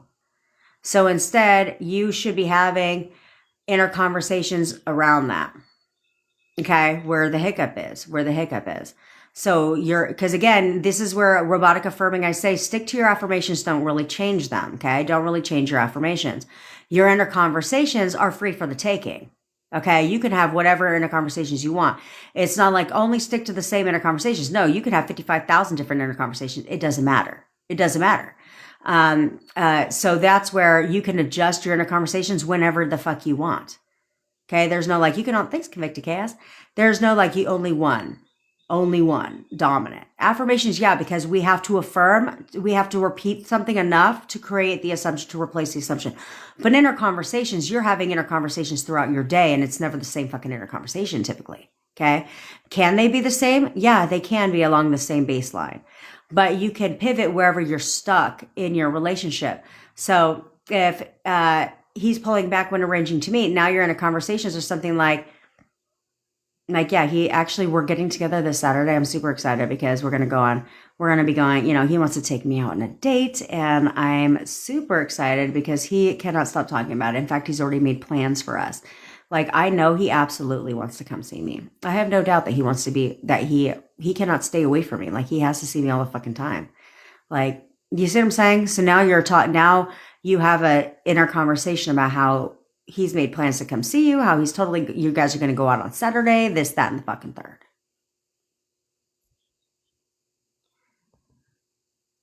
That's where I find that bracelet, sister. I'm working on finding my earring at the current second.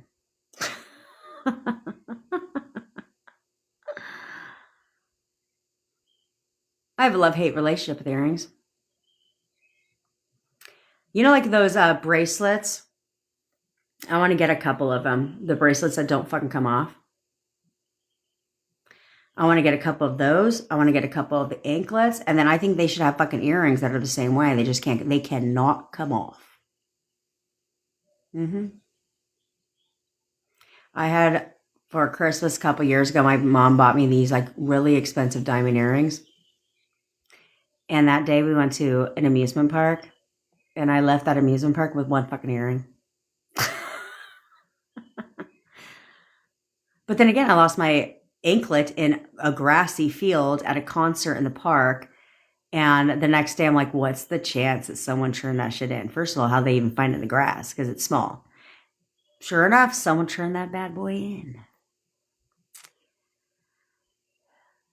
I only lost it because I was picking up my mom's drunk ass from the fucking ground.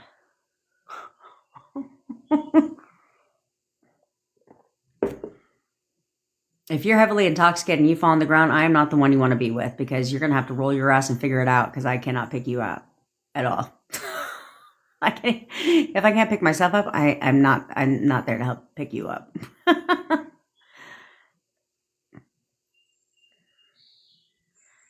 Just realized pause in between was me wanting to prove to myself it works every time. It does. That's right, son. That's right, son. That's because you know what son does on these? Takes notes. Research intensive purposes only. And then son is having fun at proving to himself that it works, that it all works. And then son is also enjoying leveraging, right? This is a game. And when you treat it like a playground, it becomes fun. It becomes real fun. When you treat everything like a fucking playground and find the leverage and everything, you can leverage every fucking thing. It doesn't matter what comes out their mouth. You can always find the leverage. Always find the leverage. And when they change their mind and the next day you're like, that's right. What else?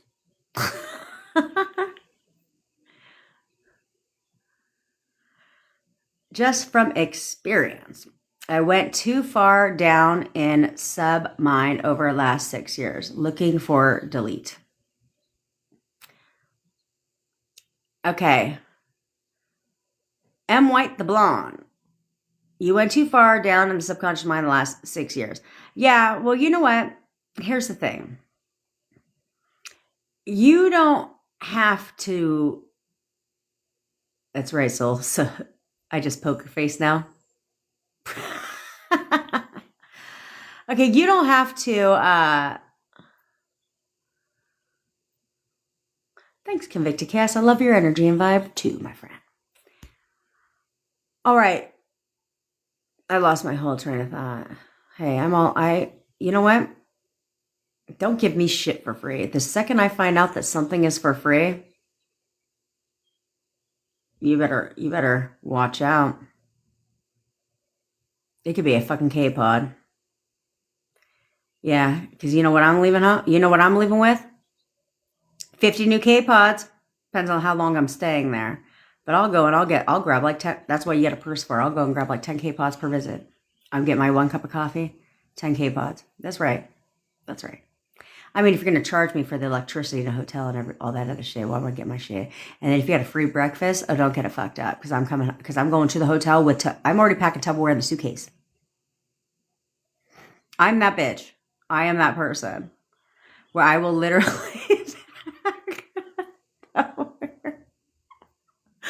and come home with 55 pastries that I have no desire to eat.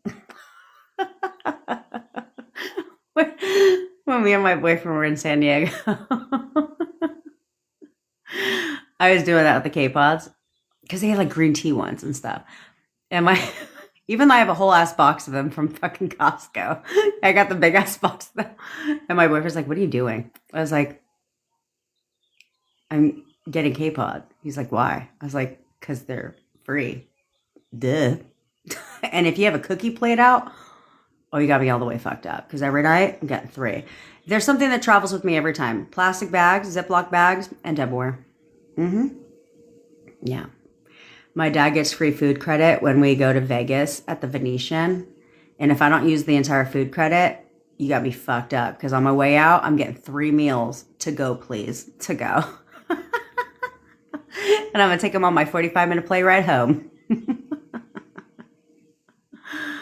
Oh, man. It's not above me. It's not above me. I'm that way too when my dad takes me out to dinner. Second that man takes me out to dinner, he goes, "Oh, here Jen goes." He's like, "Here she goes." Always finds a way to get 3 meals out of me. I'm like, "That's right. Let me get a soup to begin, right? Fillers, appetizer, and then take a couple bites of my meal. Just go ahead and box that up. I'll take that to go." Oh, man. I digress all day long. That's what we do here. Kashal, do we do positive affirmations? Yes. Well, here's the thing. When you're focused, when you're conscious manifesting, yeah, it's positive affirmations. When you're manifesting just on autopilot, it's both. Their affirmations don't go one direction. You have positive and negative affirmations. Okay? It's what you're thinking about all fucking day long. So when you're consciously creating, you focus on positive affirmations. But the positive affirmations would be some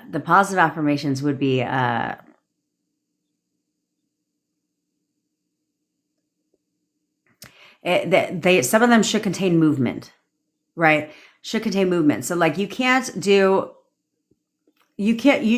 affirm for certain things, but if you're affirming like they are so obsessed with me, I'm all they ever think about, like I'm the love of their life, like, that's not requiring movement. None of that. That's requiring, they could absolutely fucking love you. They could absolutely think about you all the time. They could be completely obsessed with you and all you created was a bona fide stalker. That's it. They can do all those things and never talk to you, right? I love my friends, but I ain't trying to be with them. You know what I'm saying?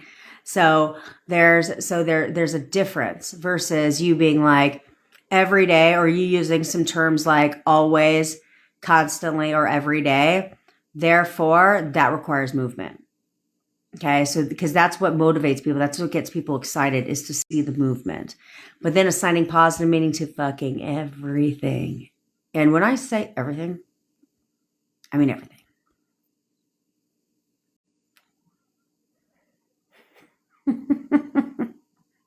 Jenna. It was the best example I could give in the current heat of the moment, bitch. In the current heat of the moment.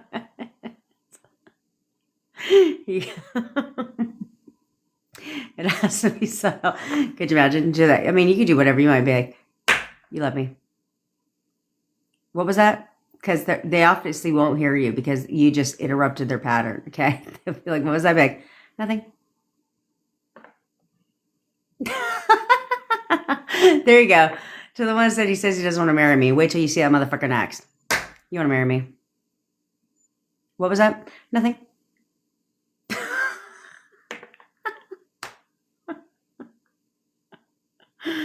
Oh, man. I have too much fun with shit. I'm sure you will, son. Steph, it depends. It depends.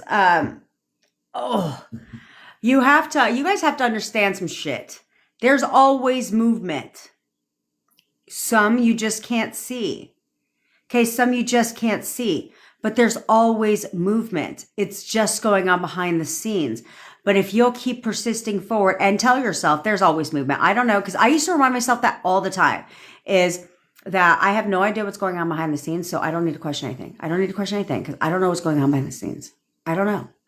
And the reason why I can tell you now affirmatively that there is always movement behind the scenes, even if it doesn't show up in your reality, is because that was confirmed to me. Okay. I can only teach you based on my personal experiences or based on the experiences of my clients. Okay. But I realize that there's always movement because you have to understand that no matter what, unless it's somebody completely new, okay? Unless you're manifesting somebody completely new that you've never been in a relationship with, and even if you are, you already have underlying assumptions of this person. You already have underlying assumptions of them. Meaning that you already know certain things about this person. Those are still playing out. It doesn't go away. It doesn't go away. So like, I already had an assumption of my boyfriend. I didn't have to view him as being a different version of himself. I refined, but I didn't have to suck because I didn't see him as a bad person ever. I thought he was a perfect boyfriend. I really did. So I didn't have, because I told you we never had any problems. I'm not an arguer. If you think I'm going to fucking argue with your ass, that ain't happening. Argue with yourself. Like, that's just my mentality. Or it's always been that way. I'm not going to go out and come home to 25 fucking questions and interrogation. I'm not going to do that shit either. Because I ain't doing anything wrong. So on top of that, I also don't need to be around you 24/7. So, because I work from home. I have for a long time, for like 20 something years. Yeah, I've had my own businesses. And so I would work at home, and I had an ex who he lost his job. And so he was home all the fucking time. And I was like, do you have somewhere to go? Do you want to go out with like your friends, your cousin? Like, get somewhere to go. Because I've always been a secure person within myself. I don't give a shit. You want to go out? Go. I know who the fuck I am. And I know you're coming home to me. So what's there to worry about? Ain't shit to worry about. Right? That's how my boyfriend is with me. He doesn't give a fuck. He doesn't care if I go somewhere. And he doesn't care if guys look at me and try and hit on me either. Because he knows who I'm coming home to. It's called being secure within yourself. And, but I had assumptions of my SP, and I also had an assumption of gutter trash, okay? So, or ex-gutter trash, should I say. So, because of that, it was already confirmed that because those are already assumptions, this was when I was going down this whole law of attraction rabbit hole, okay? Is because I already had assumptions about my SP and about former gutter trash, even though I wasn't affirming, okay? I wasn't paying attention to my inner conversations at that time, none of that shit. It was still playing out in the background. Because I already had assumptions about both parties. So you have to know that too. What is it that you already know about your SP? What do you know about your SP? Yeah, now we're consciously creating by learning how to control our affirmations and how to control our thoughts and how to control our inner conversations through affirming and through controlling inner conversations, right? Being selective with them. You know that now, but what assumptions do you already have about your SP? What do you already know about them as people for you? And what do you already know about how they feel about you? That doesn't change. The only way that would change is if your assumption changes. That's the only way that would change. It can't change without you changing the assumption. So because of that, if you know, like, let's say, oh, I know that we're getting back together. That I already know. I already know we're going to get back together. Great. That's playing out in the background. I know he loves me. I do. I know he loves me. Great. That doesn't change. That means that man loves you and he'll love you until you decide he doesn't. That isn't changing. Okay, that assumption is still in play. And so it's all still going on behind the scenes. Because these are things you already know about your SP. So that's all you have to know. That's all you have to know. So while you guys are so focused on the 3D, You don't need to focus on. So even though you're focused on the 3, you're going to knock it off. Okay. So even though you're focused on the 3D, you don't need to be. Because whatever you know already about your SP isn't going to change. Their feelings about you are not going to change unless you decide they have. But if you tell yourself, no, I know how he feels about me. I know he's in love with me. I know. That has to remain true. It has to remain true. That guy can totally look like he's moving on. It doesn't matter. It does not matter. Because as long as you keep your assumptions of him, it's still who he is for you. That's not changing. So stop worrying about what the fuck you see out here and start knowing that it is always, you are definitely seeing movement. I'm sorry, you may not be physically seeing movement, but there is always movement 24/7 going on behind the scenes. As long as you assume what you want and know what you know about your SP. That's all you have to know. That's all you have to know. If you know how they feel about you, that's all you have to know. I don't care if they told you the opposite. The fact is, at one time, they also told you the opposite of that shit, right? Usually they told you the opposite at the breakup. Some of you, they didn't, okay? Like mine didn't, at my breakup, it was not a thing. He wasn't disrespectful. He didn't say his feelings about me changed at all. It had all to do with my family. But that was all based on my assumptions, too. Because they were the problem.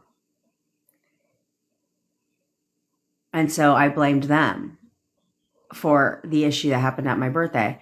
Therefore, he reflected that when he broke up with me. But guess what? All of a sudden, last time I checked, my family's still the fucking same. Now, all of a sudden, that's not a problem. Which is why we're back together. Because that wasn't the problem. That's what I thought the problem was. So he reflected it.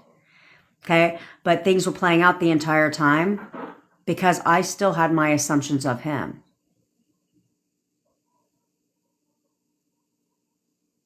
Know that. You need to know that. It doesn't stop. Okay? If you're married, I don't care what happened to lead to you guys separating. It doesn't matter. It doesn't matter. Because they obviously loved you enough to fucking say, I do. And to spend the rest of their life with you, to exchange wedding vows with you, to marry you. They love you, obviously. So if you hold on to that, it can't change. It cannot change. It can't. So keep those assumptions. Know, what is it that I know about them? What is it that I know about them? Well, then that must stay true. It can't change. It literally can't change. So it's going on behind the scenes. They're racking their fucking brain every fucking day because I know how they feel about me, and they know because I know how they feel about me. They also know how they feel about me. That's how that works. I know they love me, which means they also know they love me. That's all I need to know. That's all the confirmation you need. I know they care about me. I absolutely know that. Therefore, they know they care about you. Even if at the current second, it looks the opposite. It's impossible for it to be the opposite. Because what you know manifests, period. Your assumptions manifest, period, even if it doesn't look that way. I was in no contact for 7 months with my SP, and only when we came back in contact and we were talking, I realized that the main assumptions I had, I didn't have to fix them. They were already assumptions of mine. Those were playing out behind the scenes the entire fucking time. Entire time. So was the conclusion, I guess one could say, was the conclusion, I guess we'll never know because we're together, but I firmly believe that even if I had done nothing, the result would have been the same. Us together. When? Now that I don't have the answer to, right? It would have been when I decided that we're together, okay? But because I knew how he felt about me, because I knew how he felt about me, because I knew that we were perfect together, because I knew all of this shit, so did he. I knew what I brought to the relationship, so did he. The entire time. That's all you have to know. That's all you have to know. And the result is inevitable. Now, when we're consciously creating, the only difference is that we're speeding up the timeline. We're now in control of the timeline instead of just letting it happen whenever we decide. Because at the end of the day, when would we have gotten back together? When I decided, right? When I decided that we're getting back together now, like we're in a relationship now. So that's why when we're consciously creating, we're speeding it along because we're deciding when it's happening. We're creating the knowing that we're getting into a relationship. So we're speeding it along rather than like letting nature take its fucking course. And we could get back together today, tomorrow, 5 years from now, 10 years from now, 100 years from now. Who the fuck knows? So now we're speeding it up. That's all that is. But you need to know that because people don't talk about that shit, do they? No, they don't. No, they don't. They don't tell you that shit. Thanks, Give It Chaos. They don't tell you that. You know why they don't tell you that? Because they don't know.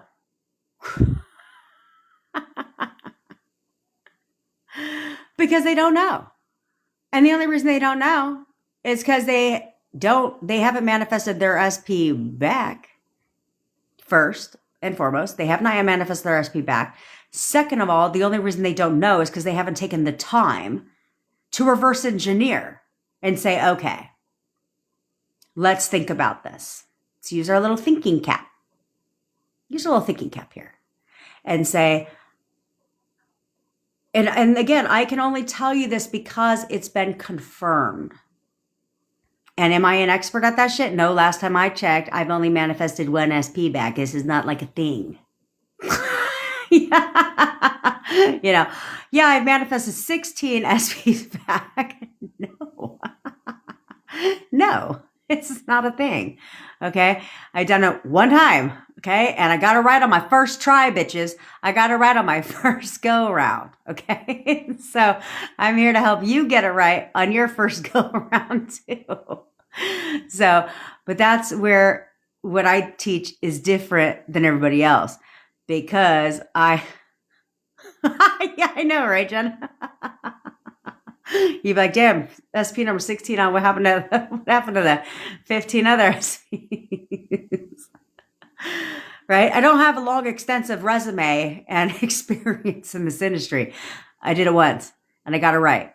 Okay. So I'm here to tell you exactly what the fuck I did and then help you also get a glimpse of behind the scenes. Because I know that's what we worry about, right? I know that's what we worry about because when we look into our 3D, it ain't showing the shit. And so then we get all in our we get all in our thoughts, all in our head about shit. Versus knowing. So I'm trying to tell you guys, I know this shit. I'm not making it up. I'm not trying to sell you pipe water in a fucking dream. Okay. And give you false hope. I'm here to tell you exactly what the fuck I saw, exactly what was confirmed to me, exactly all that shit. And did I have all this master ass experience? No, I did not. I knew how to manifest weight loss. I knew how to manifest business success and money. That was the extent. Manifesting an SP back, it ain't the fucking same. It's not the same. Because there's different areas that you have to focus on.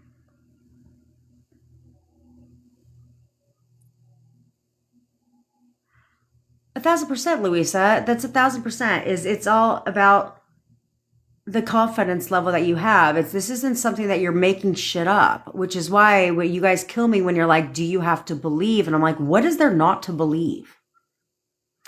Do you have to believe in Santa Claus? No.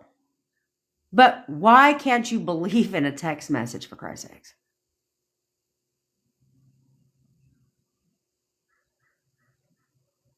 I told you guys yesterday, you guys believe in a lot of shit. You guys don't question things that you have no proof of, you have not seen at all.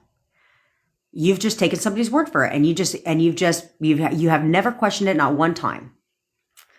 But yet, when it comes to something that you've actually experienced, something you actually have proof of, well, now you want to do nothing but question that shit. When you were a child, you never once did you see a fat man come down your chimney and drop off presents, did you? No, not once. Or did you question when you didn't have a chimney? Like you lived in an apartment, no chimney? How Santa still managed to bring your ass gifts? Did you question that an Easter bunny, a fucking buddy rabbit, would bring you an Easter basket full of shit, right? And leave leave eggs filled with money and candy all over the fucking house? No. Did you question a fucking fairy coming through your window and putting money under your pillow and taking a tooth? No. No, you didn't question it. You had no proof that shit was real. But you didn't question that shit at all. Do you question if the earth is rotating? No. You just believe it is because that's what you've been told. Do you believe in other planets? Have you seen them? No. Actually, have not. You've seen them on TV. Sure. Maybe through a telescope. But who's to say that shit's real? Do you question oxygen? Gravity? No. Just go about your life. You don't question that shit at all. Do you question your heartbeat and what if it stops? Right? No, you don't. You just know. There's so many things you don't question, and you have no proof of the opposite. You took in somebody's word for it, and just must be true. Must be true. Man must have stood on the. Man must have gone on the moon. How they had cameras back then when we didn't have cameras, I don't know, but must be fucking true. The earth is round. Because they show pictures of Earth. Must be true. Who the fuck knows? You could be a flat earther if you... Yeah. But in all seriousness, none of that shit you questioned. But yet when it comes to your SP and they've actually texted you before. You're not making this shit up, okay? They actually texted you before. Okay? They actually pursued you before. You've actually hung out with them before. Most of you have actually been in a relationship with them before. Oh, but all that shit, though, you find really hard to believe. They've texted you a million times in the past, but I don't know if I believe that they're going to text me. Huh? What? Do you question if you're to text your bestie, do you think she's going to ignore you? Do you question that shit? No. Do you question every day how your fucking friends feel about you if they still like you today? No. Do you question any of that shit? No. Not at all. But when it comes to your SP, oh, now all of a sudden everything they fucking do is under a microscope. You question every fucking thing this person does. But you don't question anything anybody else does. Hell, you question what your SP does more than you question what your child does. Really, it should be the other way around, I'm just saying.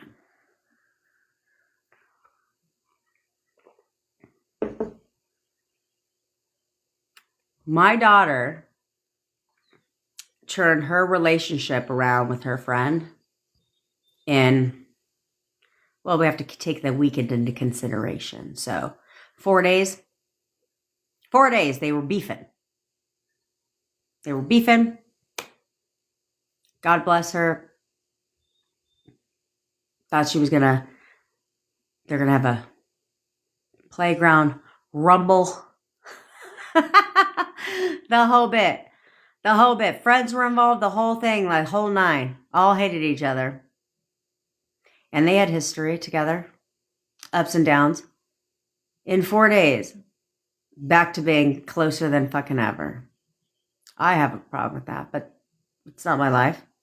And she's not a bad kid. She's just a follower. But anyway, not my kid.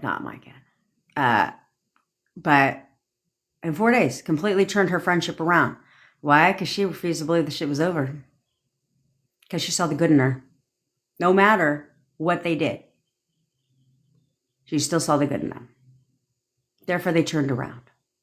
Did she have to beg, plead her case? No. Not at all. Completely turned around. So fucking 14-year-olds can do what the hell's your problem? You're a grown-ass fucking adult. Act like it. Act like it. I want you right now to ask yourself right now, if you have children and your child was to come home right now and tell you that they were having a problem at school with one of their friends, somebody on the playground didn't like them, what would you say? What would you say to them?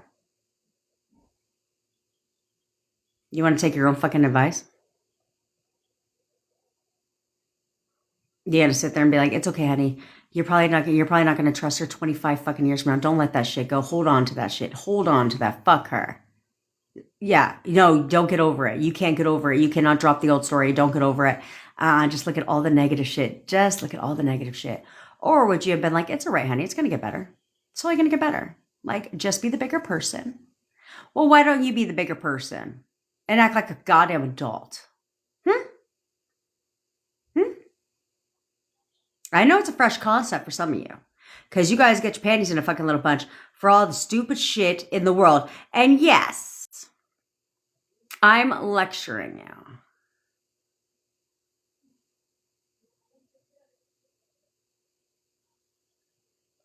you. Danielle. That's right. I mean, you can manifest new SPs all you fucking want. Can you keep the one you have? I have not done it yet, and I do have a hard fucking stop. Why doesn't anybody fucking remind me of this shit? All right. I'm going to shut the fuck up now.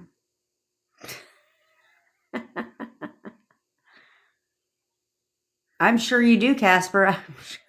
I'm sure you got more questions. Here's my advice to you. Stop overthinking it and just do. I told you, no question. We're not questioning shit. Don't question shit Monday. Do not question shit Monday is in full effect unless it's here. It's the only time you're allowed to question shit. Well, I'll say when this live ends, you're not to question a damn thing. Did I help my daughter, M. White the Blonde?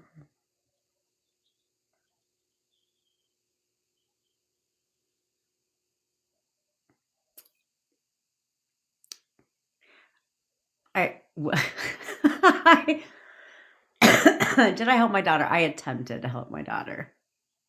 Mama Bear comes into full effect. But I guess you could look at it like I tried to force a 3D. When it came to my daughter.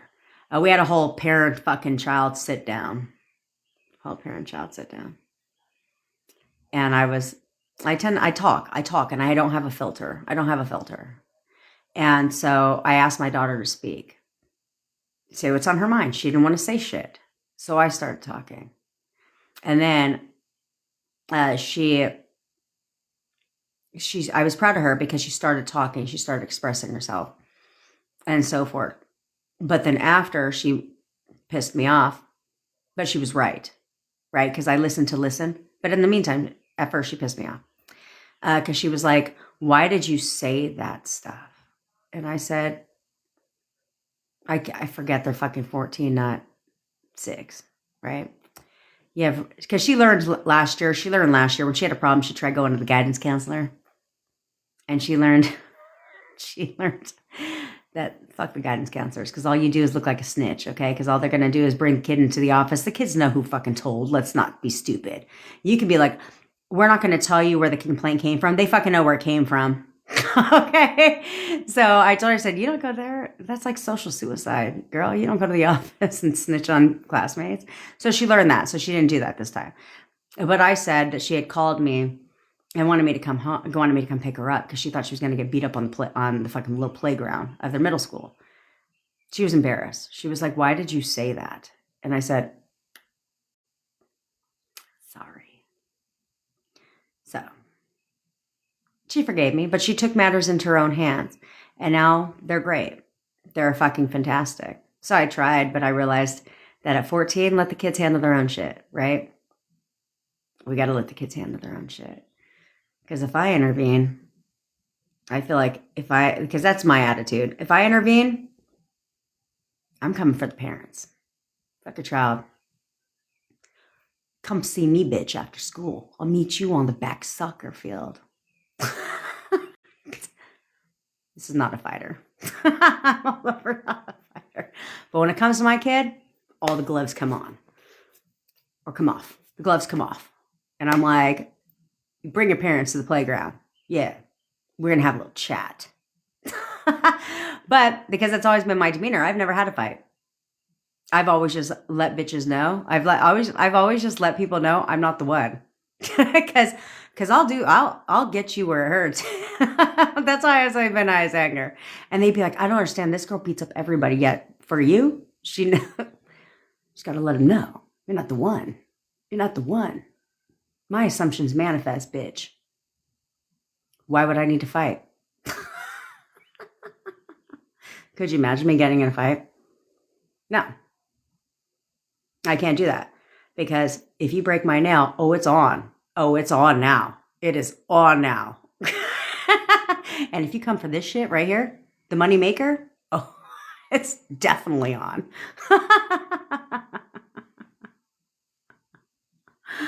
Oh man, I digress massively.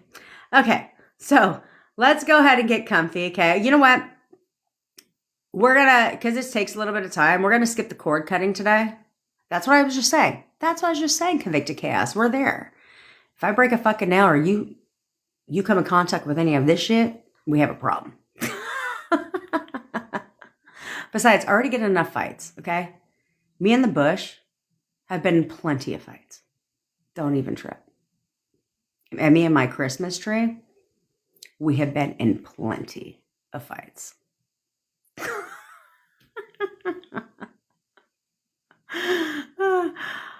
Oh man, I crack myself up. All right, we're gonna do the photo method. Energy cord cutting, we can do, but for sake of time, because I am gonna have to lecture you a little bit more today, because I need you guys to understand we're gonna stop all the bullshit today. For 24 hours, we're just gonna leave the bullshit in the dumpster.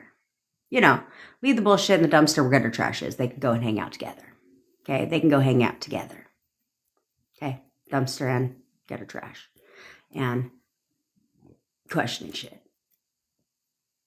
They can all hang out together. Okay. they can, oh, look at that guy. It's a little fairy. Okay, so get your SP's photos out. Okay? And while you're doing that, in case you are new here, my name is Jen, obviously. And I'm your manifestation bestie. I teach you how to leverage the law of assumption to work in your favor. It's about leveraging everything when it comes to SPs. That's what we're good at doing here. And so I'm here to help you be good at it too. If you're interested in having me manifest your SP for you, or you want one-on-one coaching with me to figure out where you're going wrong so you can get your shit right, I offer all the things. One-on-one coaching, manifest for me, a monthly bundle package, a text coaching, WhatsApp community, guided meditations, hypnosis audios, all the fucking things. I'm here at your liege. Okay. I manifested my SP back from no contact to living with me in 4 weeks. So I'm here to help you do the same. And I'm good at it. So all links are in my bio. All right. Bye, Convicted Chaos. All links are in my bio. Okay. Also, I go live every day at 10 o'clock Pacific time here on TikTok. If you ever miss a live, head on over to the tube of you, where I always post the replays every single day, typically, if TikTok allows for that. And so you can go ahead and get in on the action. All right.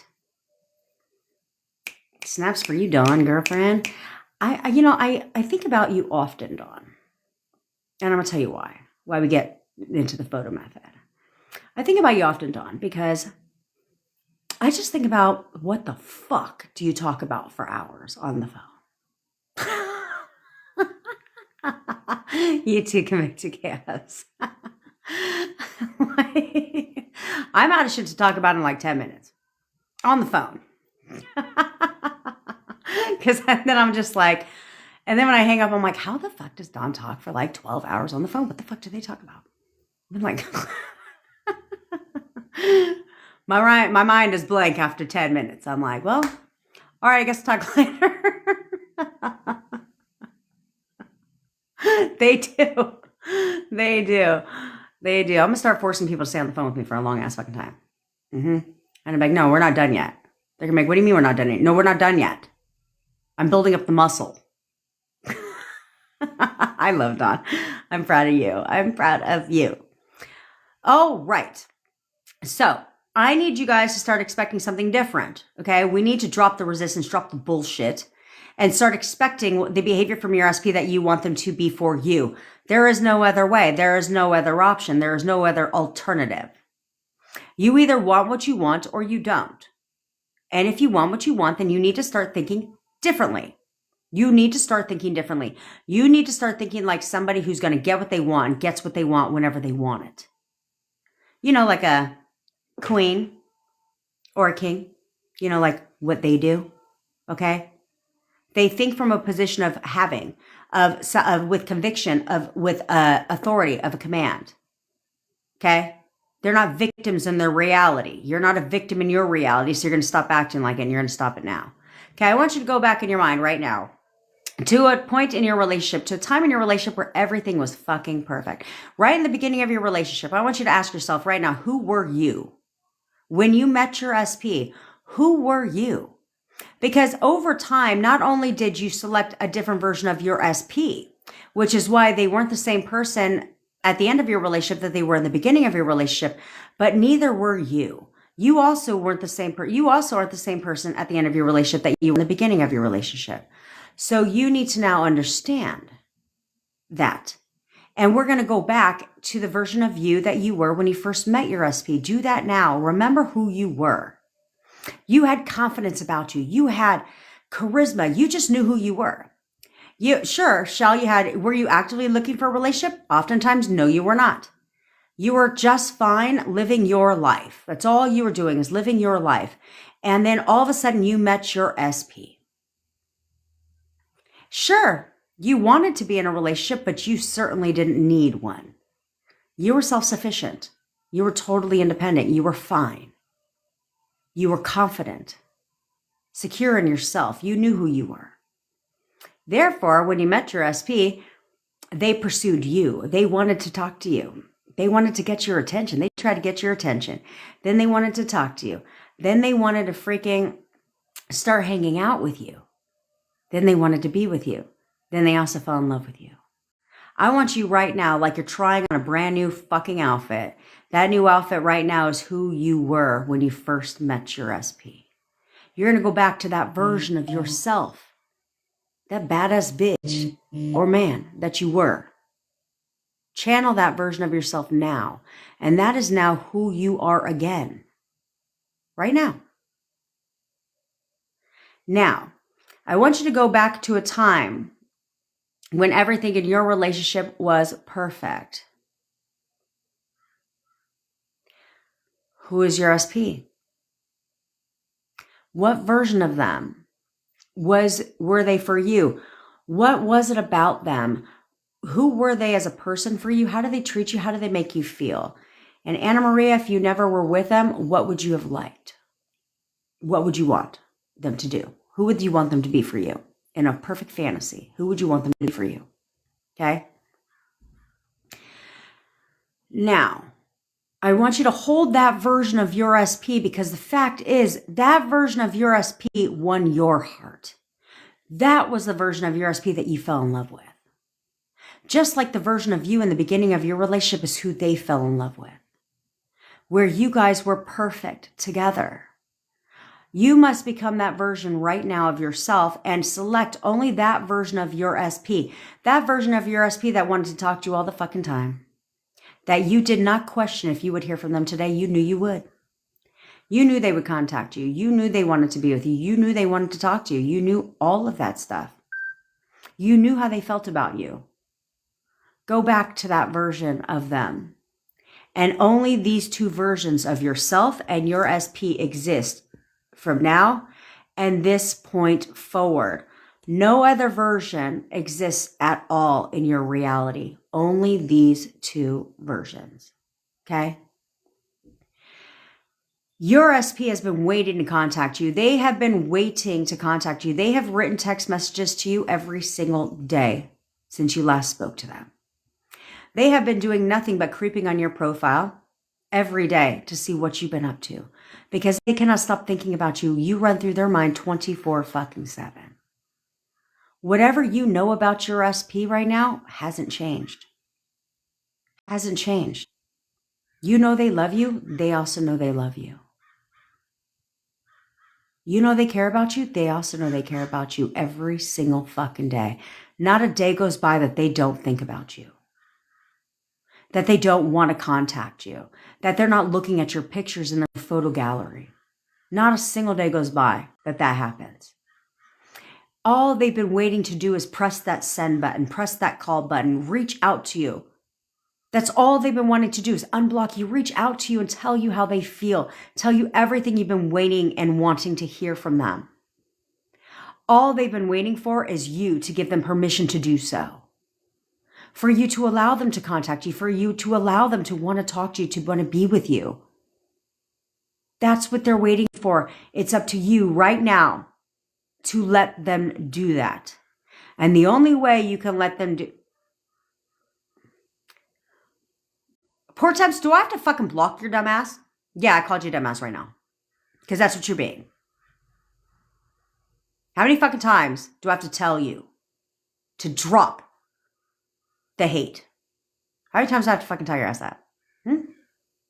I was in this whole vibe until you just ruined the mood. Okay, now back to what I was saying to everybody else.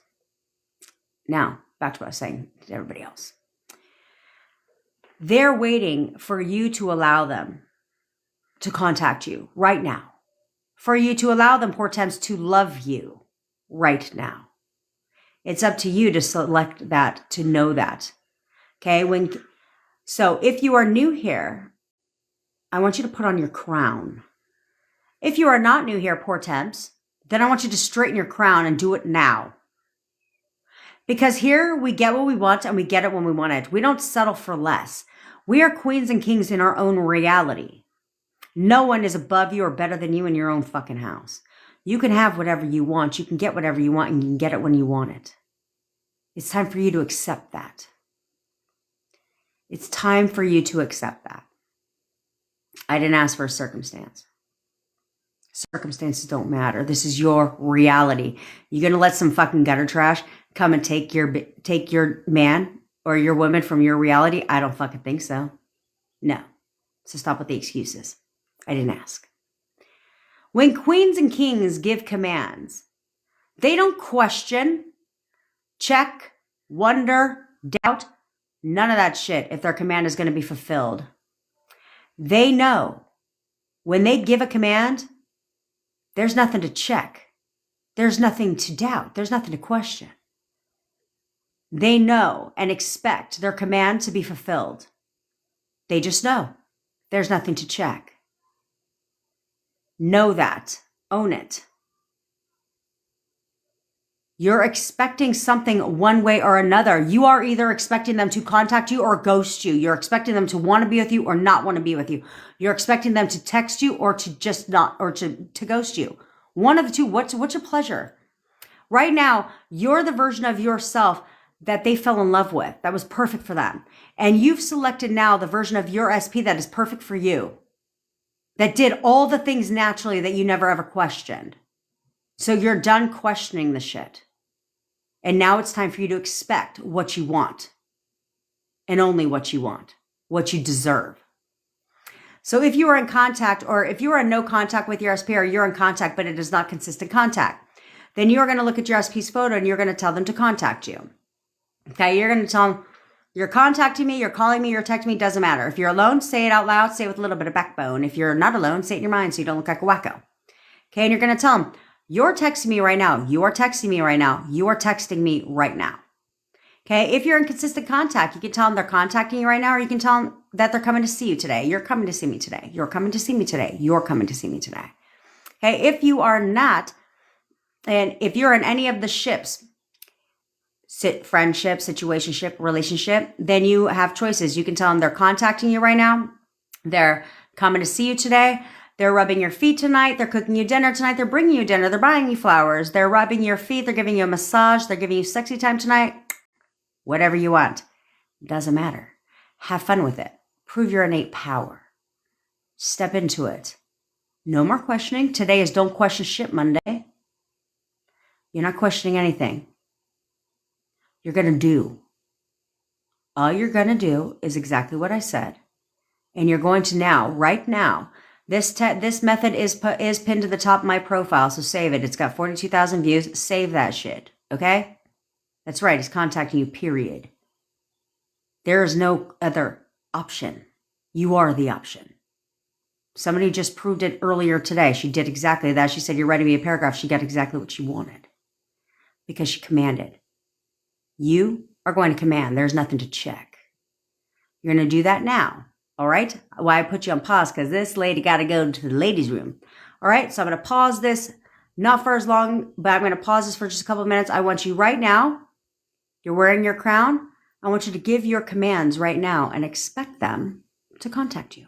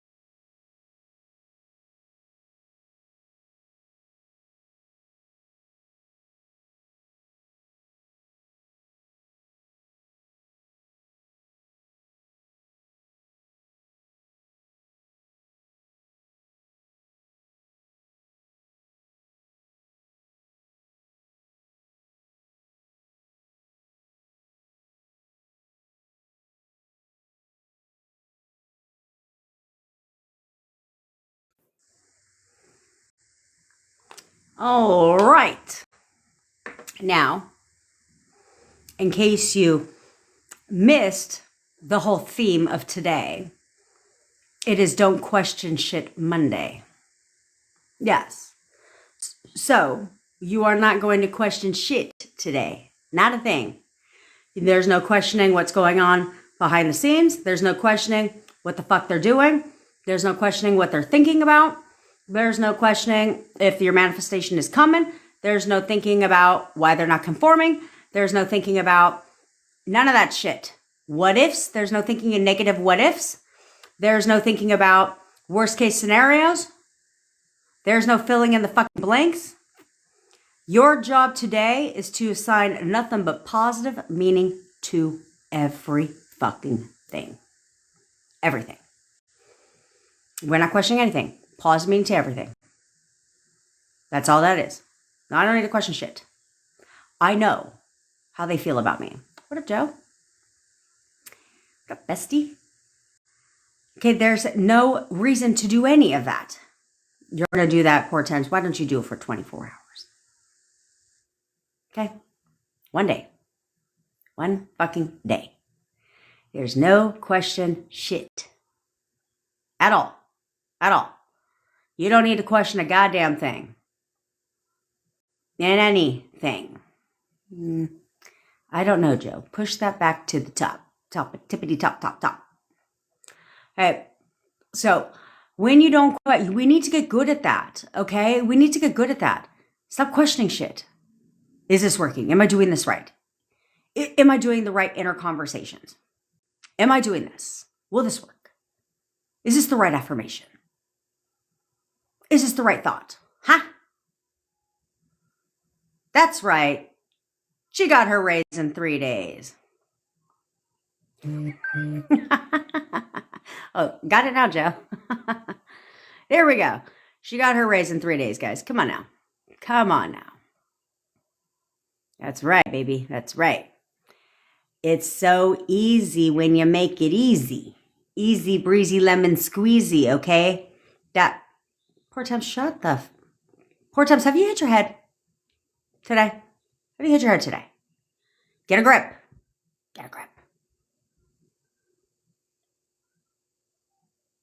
Okay, I'm manifesting that you'll tell me my inner conversations are perfect and SP is texting me today. Well, yes. Your wish is my command. Your wish is my command. If you guys will stop questioning everything, if you guys would just start doing and stop the bullshit, stop questioning every fucking thing, this shit would come so much fucking faster. It would come so much faster to just not question shit, to just do, just be. Just be. Just do all the things you were doing before. Just controlling it. That's all you're doing. You're not doing anything else.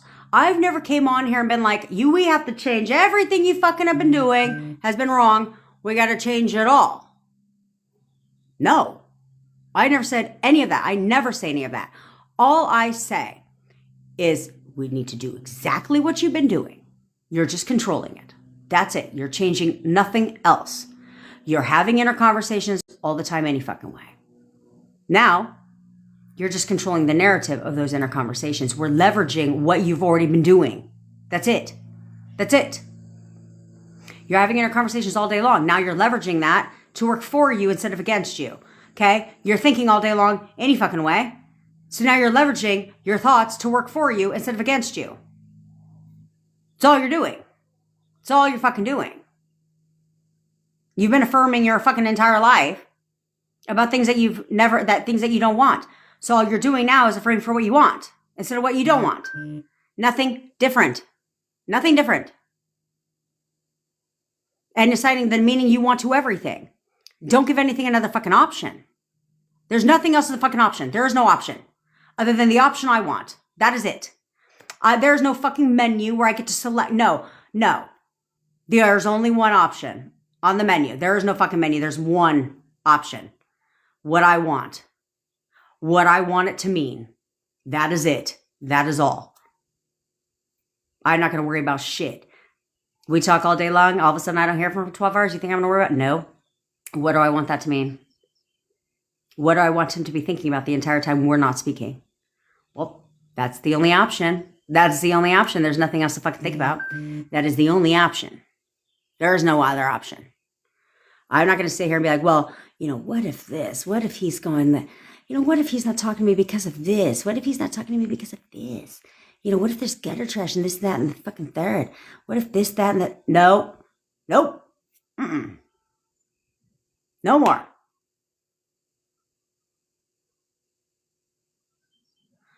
Because when you just be and you start persisting in what you want, then you can be like Lynn's mystic vibes over here, where she's getting more flirty texts with her SP. And what? Oh, yeah, he's texting her first now. Care to guess why she said that? Because it wasn't that way. But do you see how you're in control? Do you see how this works? So snaps for fucking Lens. That's how this works. I'm fucking tell my daughter that, Patriot vibes. My daughter has been begging for an animal. I'm like,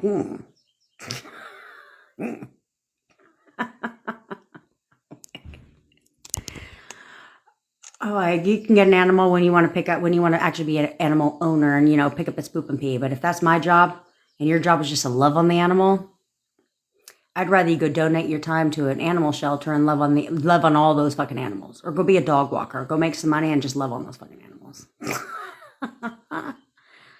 It's cool if they poop on the ground.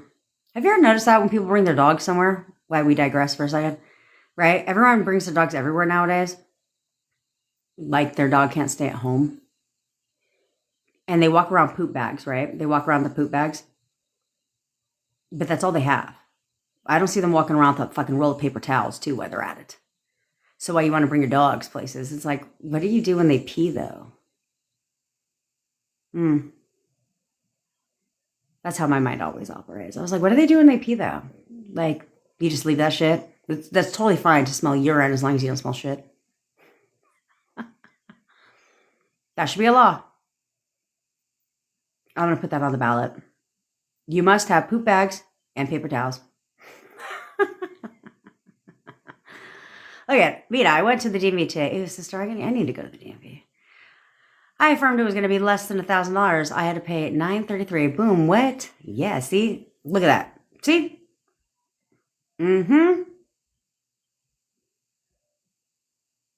That's right, Lens. This is how we go. This is how it works. Okay? This is how it works. Dead the shit. Dead the shit. No, Priya. If you're going to listen to the sleep hypnosis, it doesn't matter if you fall asleep. It still goes into your subconscious. DMV is Department of Motor Vehicles. Poor Thames. It's the Department of Motor Vehicles.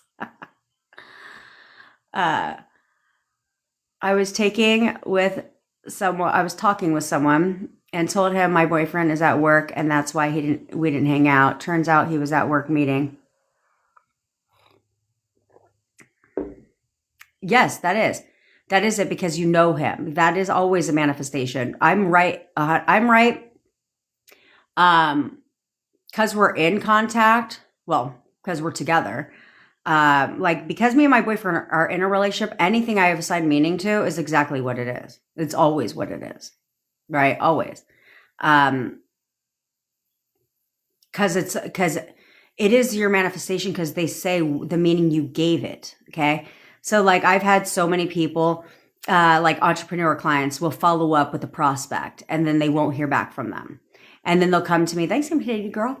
And then they'll come back and they'll be like, I think they're ghosting me because they're not responding to me at all. I said, what the fuck are you talking about? I said, they're just busy right now. Tell yourself they're just busy. He goes, oh, that's right.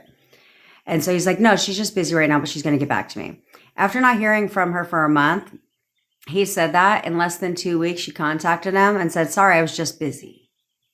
Yeah, exactly. He goes, she said exactly what I said. Yeah, I'm sure she did. Because that's the meaning you gave it. Therefore, it pushes out.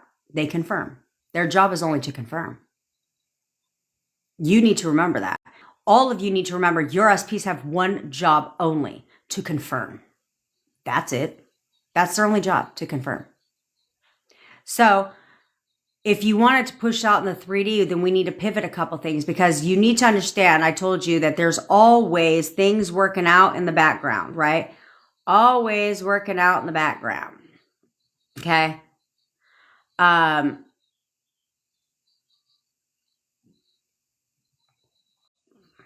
Girl, poor times, the DMV's fucking rape you over here.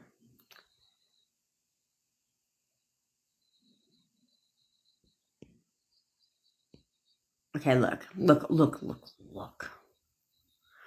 All of you, look, I need you guys to all understand something. Okay? If you're new here, fine. But I know if you're new here or if you're not new here. Okay? Unless you are not new but just don't engage. But if you engage, I know exactly who the fuck is new and who's not. So if you don't drop gutter trash as being a fucking obstacle in your relationship right now, knock it off. Knock it off. Fuck gutter trash. Bye. Kindly see your ass out, because don't worry, when I get a grip here, buckle up, buttercup, because guess where you're going? You have a one-way ticket to the dumpster. It's trash day. It's trash day, and it's time to take your ass out. That's how you need to be looking at it. Instead of breathing life into it, the more you keep breathing life into that bullshit, the more you keep it around, and the more you're frustrated with it. And I'm not saying don't ever think about it, because that's unrealistic advice, and I'll give unrealistic advice. But when you think about it, you leverage and you say, okay, no, not today, bitch. Not today. Thought about it? No. But I control the narrative. You are the only one that controls the narrative. So stop breathing life like she's still there. She's still there. There's so many people in our community that have banished gutter trash within a week. Bye. To Lulu. They're only there because you're keeping them there. Because you're keeping them relevant. That's the only reason why. I know. Because that happened to me. Until I had to learn, like, you got to dead that shit. At some point, you got to dead that shit. And start taking them at their word. Start not breathing life into that. And if that thought comes up, you're just like, no, fuck her. He hates her. She's gone away. He fucking hates her. She's gone away. That's all I need to know. That's all I need to know. You don't need to affirm things you already know about the person. Okay? You don't need to affirm for things that you already know about the person. Now, can you control your inner conversations? Yes. Yes, you can. But your inner conversations about that, even though you know about that person, it's still an inner conversation, because it's like a reminder to yourself. You're like, that's how you keep yourself in check, because you're reminding yourself. Every day you should be reminding yourself in your mind exactly how the fuck they feel about you. And that they absolutely want to be with me. I have no doubt. I have no doubt. And I don't give a fuck if they told you the opposite. Who gives a shit? You think I care? No, because here's what I tell you guys is if you're talking to your SPs, okay? If you're in communication with your SPs, you listen to their words. You only listen to their words if it benefits you. If they're telling you what you want to hear. If they're not, then you switch to their actions. And you ask yourself what their actions are showing. I don't give a fuck if they tell you they don't want a relationship with you. What do their actions show you? Oftentimes, their actions speak very much to the contrary. Where they're doing all the things that are basically a relationship. They're doing all the things, but yet in their same hot ass breath, they're like, I don't want a relationship. So that's when you do this and only go off their actions. And if you go off their actions, then you're like, no, I know that they want a relationship with me because that's exactly what they show me. They show me that. I already know this. And it will be true for you in a very short fucking period of time. In a short period of time. Just control it. Simplify it. Tell yourself that shit. No, I know he loves me. I absolutely know he loves me. I know he misses me right now. Every second we're not together, he misses me. Like, I know he misses me. He can't stay away from me. Like, I have no doubt we're getting back together right now. Like, I know he wants to make this marriage work right now. I know he's reconciling this marriage. I know he's dropping the divorce. I have no doubt. I know that he loves me. I know that they love me. What divorce? No, they're dropping that shit. They're dropping the court case 1,000%. I know this because I know how they feel about me. Period. Don't give anything another fucking option. Don't give anything another option. Yes, Jasmine, I did robotically affirm away gutter trash. Yes. Okay, that's where I did. I affirmed her away. I gave her an identity that benefited me. I already had the assumption about her anyway. A lot of you guys, it's not hard to create an assumption about gutter trash. You don't have to know them. Okay. I didn't know anything about her. Didn't know her from Adam. I didn't know anything about her. Except for what I wanted to. And then I affirmed her away. Yeah. You're affirming the wedge. Gutter trash takes care of the rest. Yeah.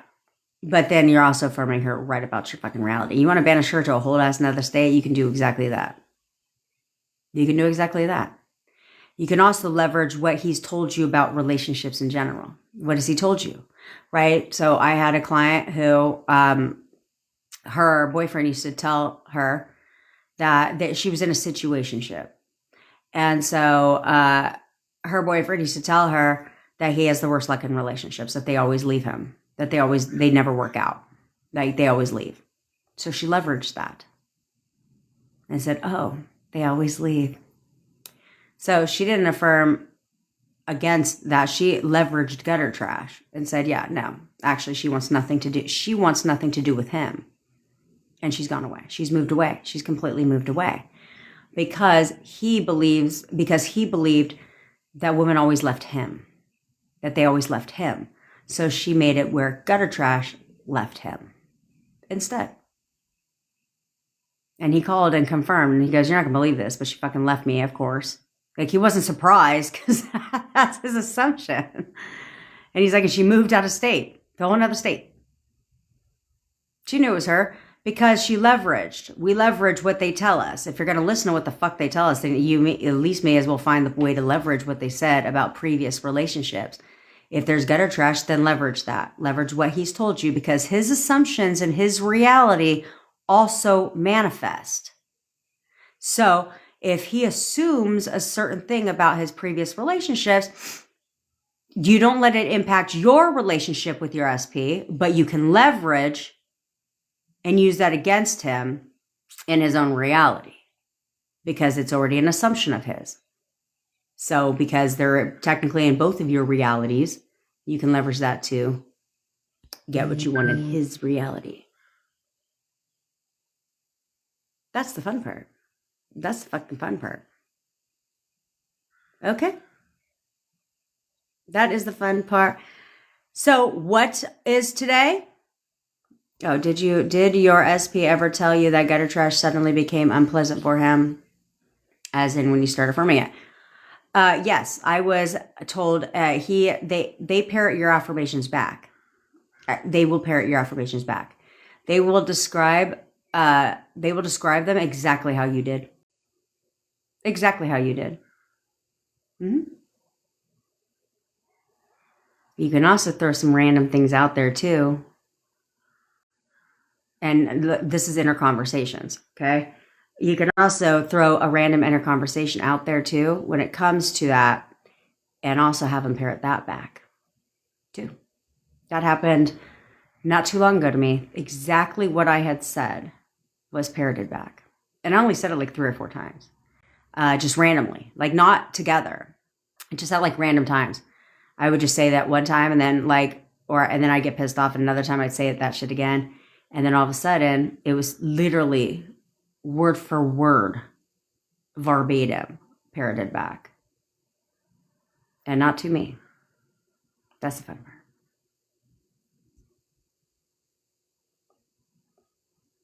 Well, thanks, user 939. I'm here to help. Okay. Okay. What do I leverage? Okay, Evelina, what do I leverage if he says he feels too much pressure to try right now? Great. He feels too much pressure to try right now because you at some point in your mind may feel like he's not trying to make this relationship work. Right. And so, or maybe you're talking, or maybe you're doing a lot of this, trying to talk about your relationship, and that's putting pressure. So he feels that there's too much pressure. So then you say, okay, great. So there's too much pressure to try right now. Cool. Let me eliminate the pressure. Let me get you clear on what it is that you want. Because he feels pressure and he looks at it like this is trying because you don't feel like he's putting in the effort. You don't feel like he's trying to make this relationship work. So let me release the pressure. Like a pressure cooker. And I'm going to do that by helping you get clear on exactly what you want in this relationship. You absolutely want a relationship with me. Like, I have no doubt that you care about me and you absolutely want to be with me. That I know. Okay? When you get clear on what he wants, he will very much get clear on what you want, and it will happen in less than a week. In less than a week, literally within a day or two, he'll completely turn around and act like he won't talk about it again. And in fact, all of a sudden he's very clear. And then you just look at him in your mind and be like, you're welcome, honey.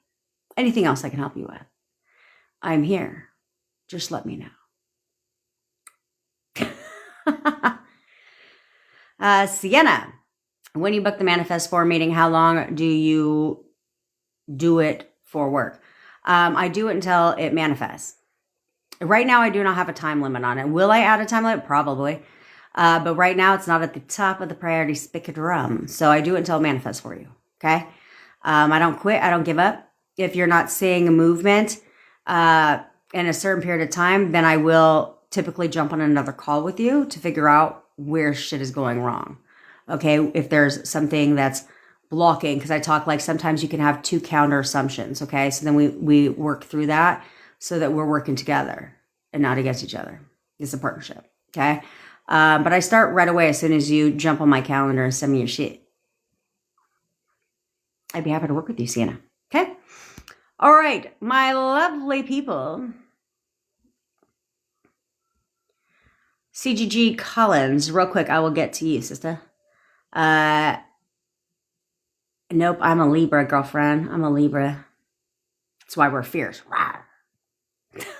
But that's certain parts of, I don't believe in horoscopes like that, but I like them for fun because I believe that, I'm stubborn. I'm hard-headed. That's what they say about Libras. But because of that, I leverage. That's why I leverage. That's why I'm petty, because I'm hard-headed. You got to make it work for you, bitch. Got to make it work for you. There is no flaws. You have no flaws. In fact, all you do is make the things that you would deem, that society would deem as a flaw, and leverage it to benefit you. To benefit you. Okay? If you want a luxe apartment, then you have to find the apartment that you want. Be like, I just got my dream apartment. Your subconscious mind knows what that apartment is. So you can literally be like, I totally just got my dream apartment. I literally just got my dream apartment. We just got approved and we're moving in. I'm so excited. I just got my dream apartment. Okay? All right. I'm off. I got coaching calls, my loves. Remember, today is Do Not Question a Goddamn Thing Monday. We're not questioning shit today. Do not question anything. And if you question shit in my WhatsApp community, guess what my mods are going to respond with? It's Do Not Question Anything Monday. That's the response you're getting. Don't question shit. Do you understand? 24 hours. Don't question shit. Just do. Don't question fucking anything. And if you question anything, be like, get a fucking grip, bitch. It's no question Monday. We ain't questioning shit today. We got this. We got this. Today we're just going to do. We're just going to do. And we ain't questioning shit. So we can get our shit. You got me. I want you to get your stuff. But the only way you can get your stuff is if you stop questioning every goddamn thing that happens around you. Stop questioning shit. All right? All right, my loves. If you're interested in having me manifest for you, you want one-on-one coaching with me, or you want anything, I've got all links are in the bio. I go live every day at 10 o'clock Pacific time. If you ever miss a live, always on the tube of the U. So while you're there, subscribe. Subscribe. If you have any questions, if you've ever been told anything when it comes to the manifestation community and you want to know if that shit is true or not, I'm here to clarify for you. So always post it in the WhatsApp group if you're not sure. If you hear conflicting advice online and you want to know, I ain't got nothing to hide, bitch. I clearly show that every day. So let me elaborate for you and clarify for you so that you're not stuck in limbo and not knowing what you should and shouldn't listen to. If it isn't me, I'll tell you. It doesn't matter. Okay? But I teach what works. I love you too, Sarah Elizabeth. All right. I love all of you guys. I love you, besties. And I will see you all later. Bye.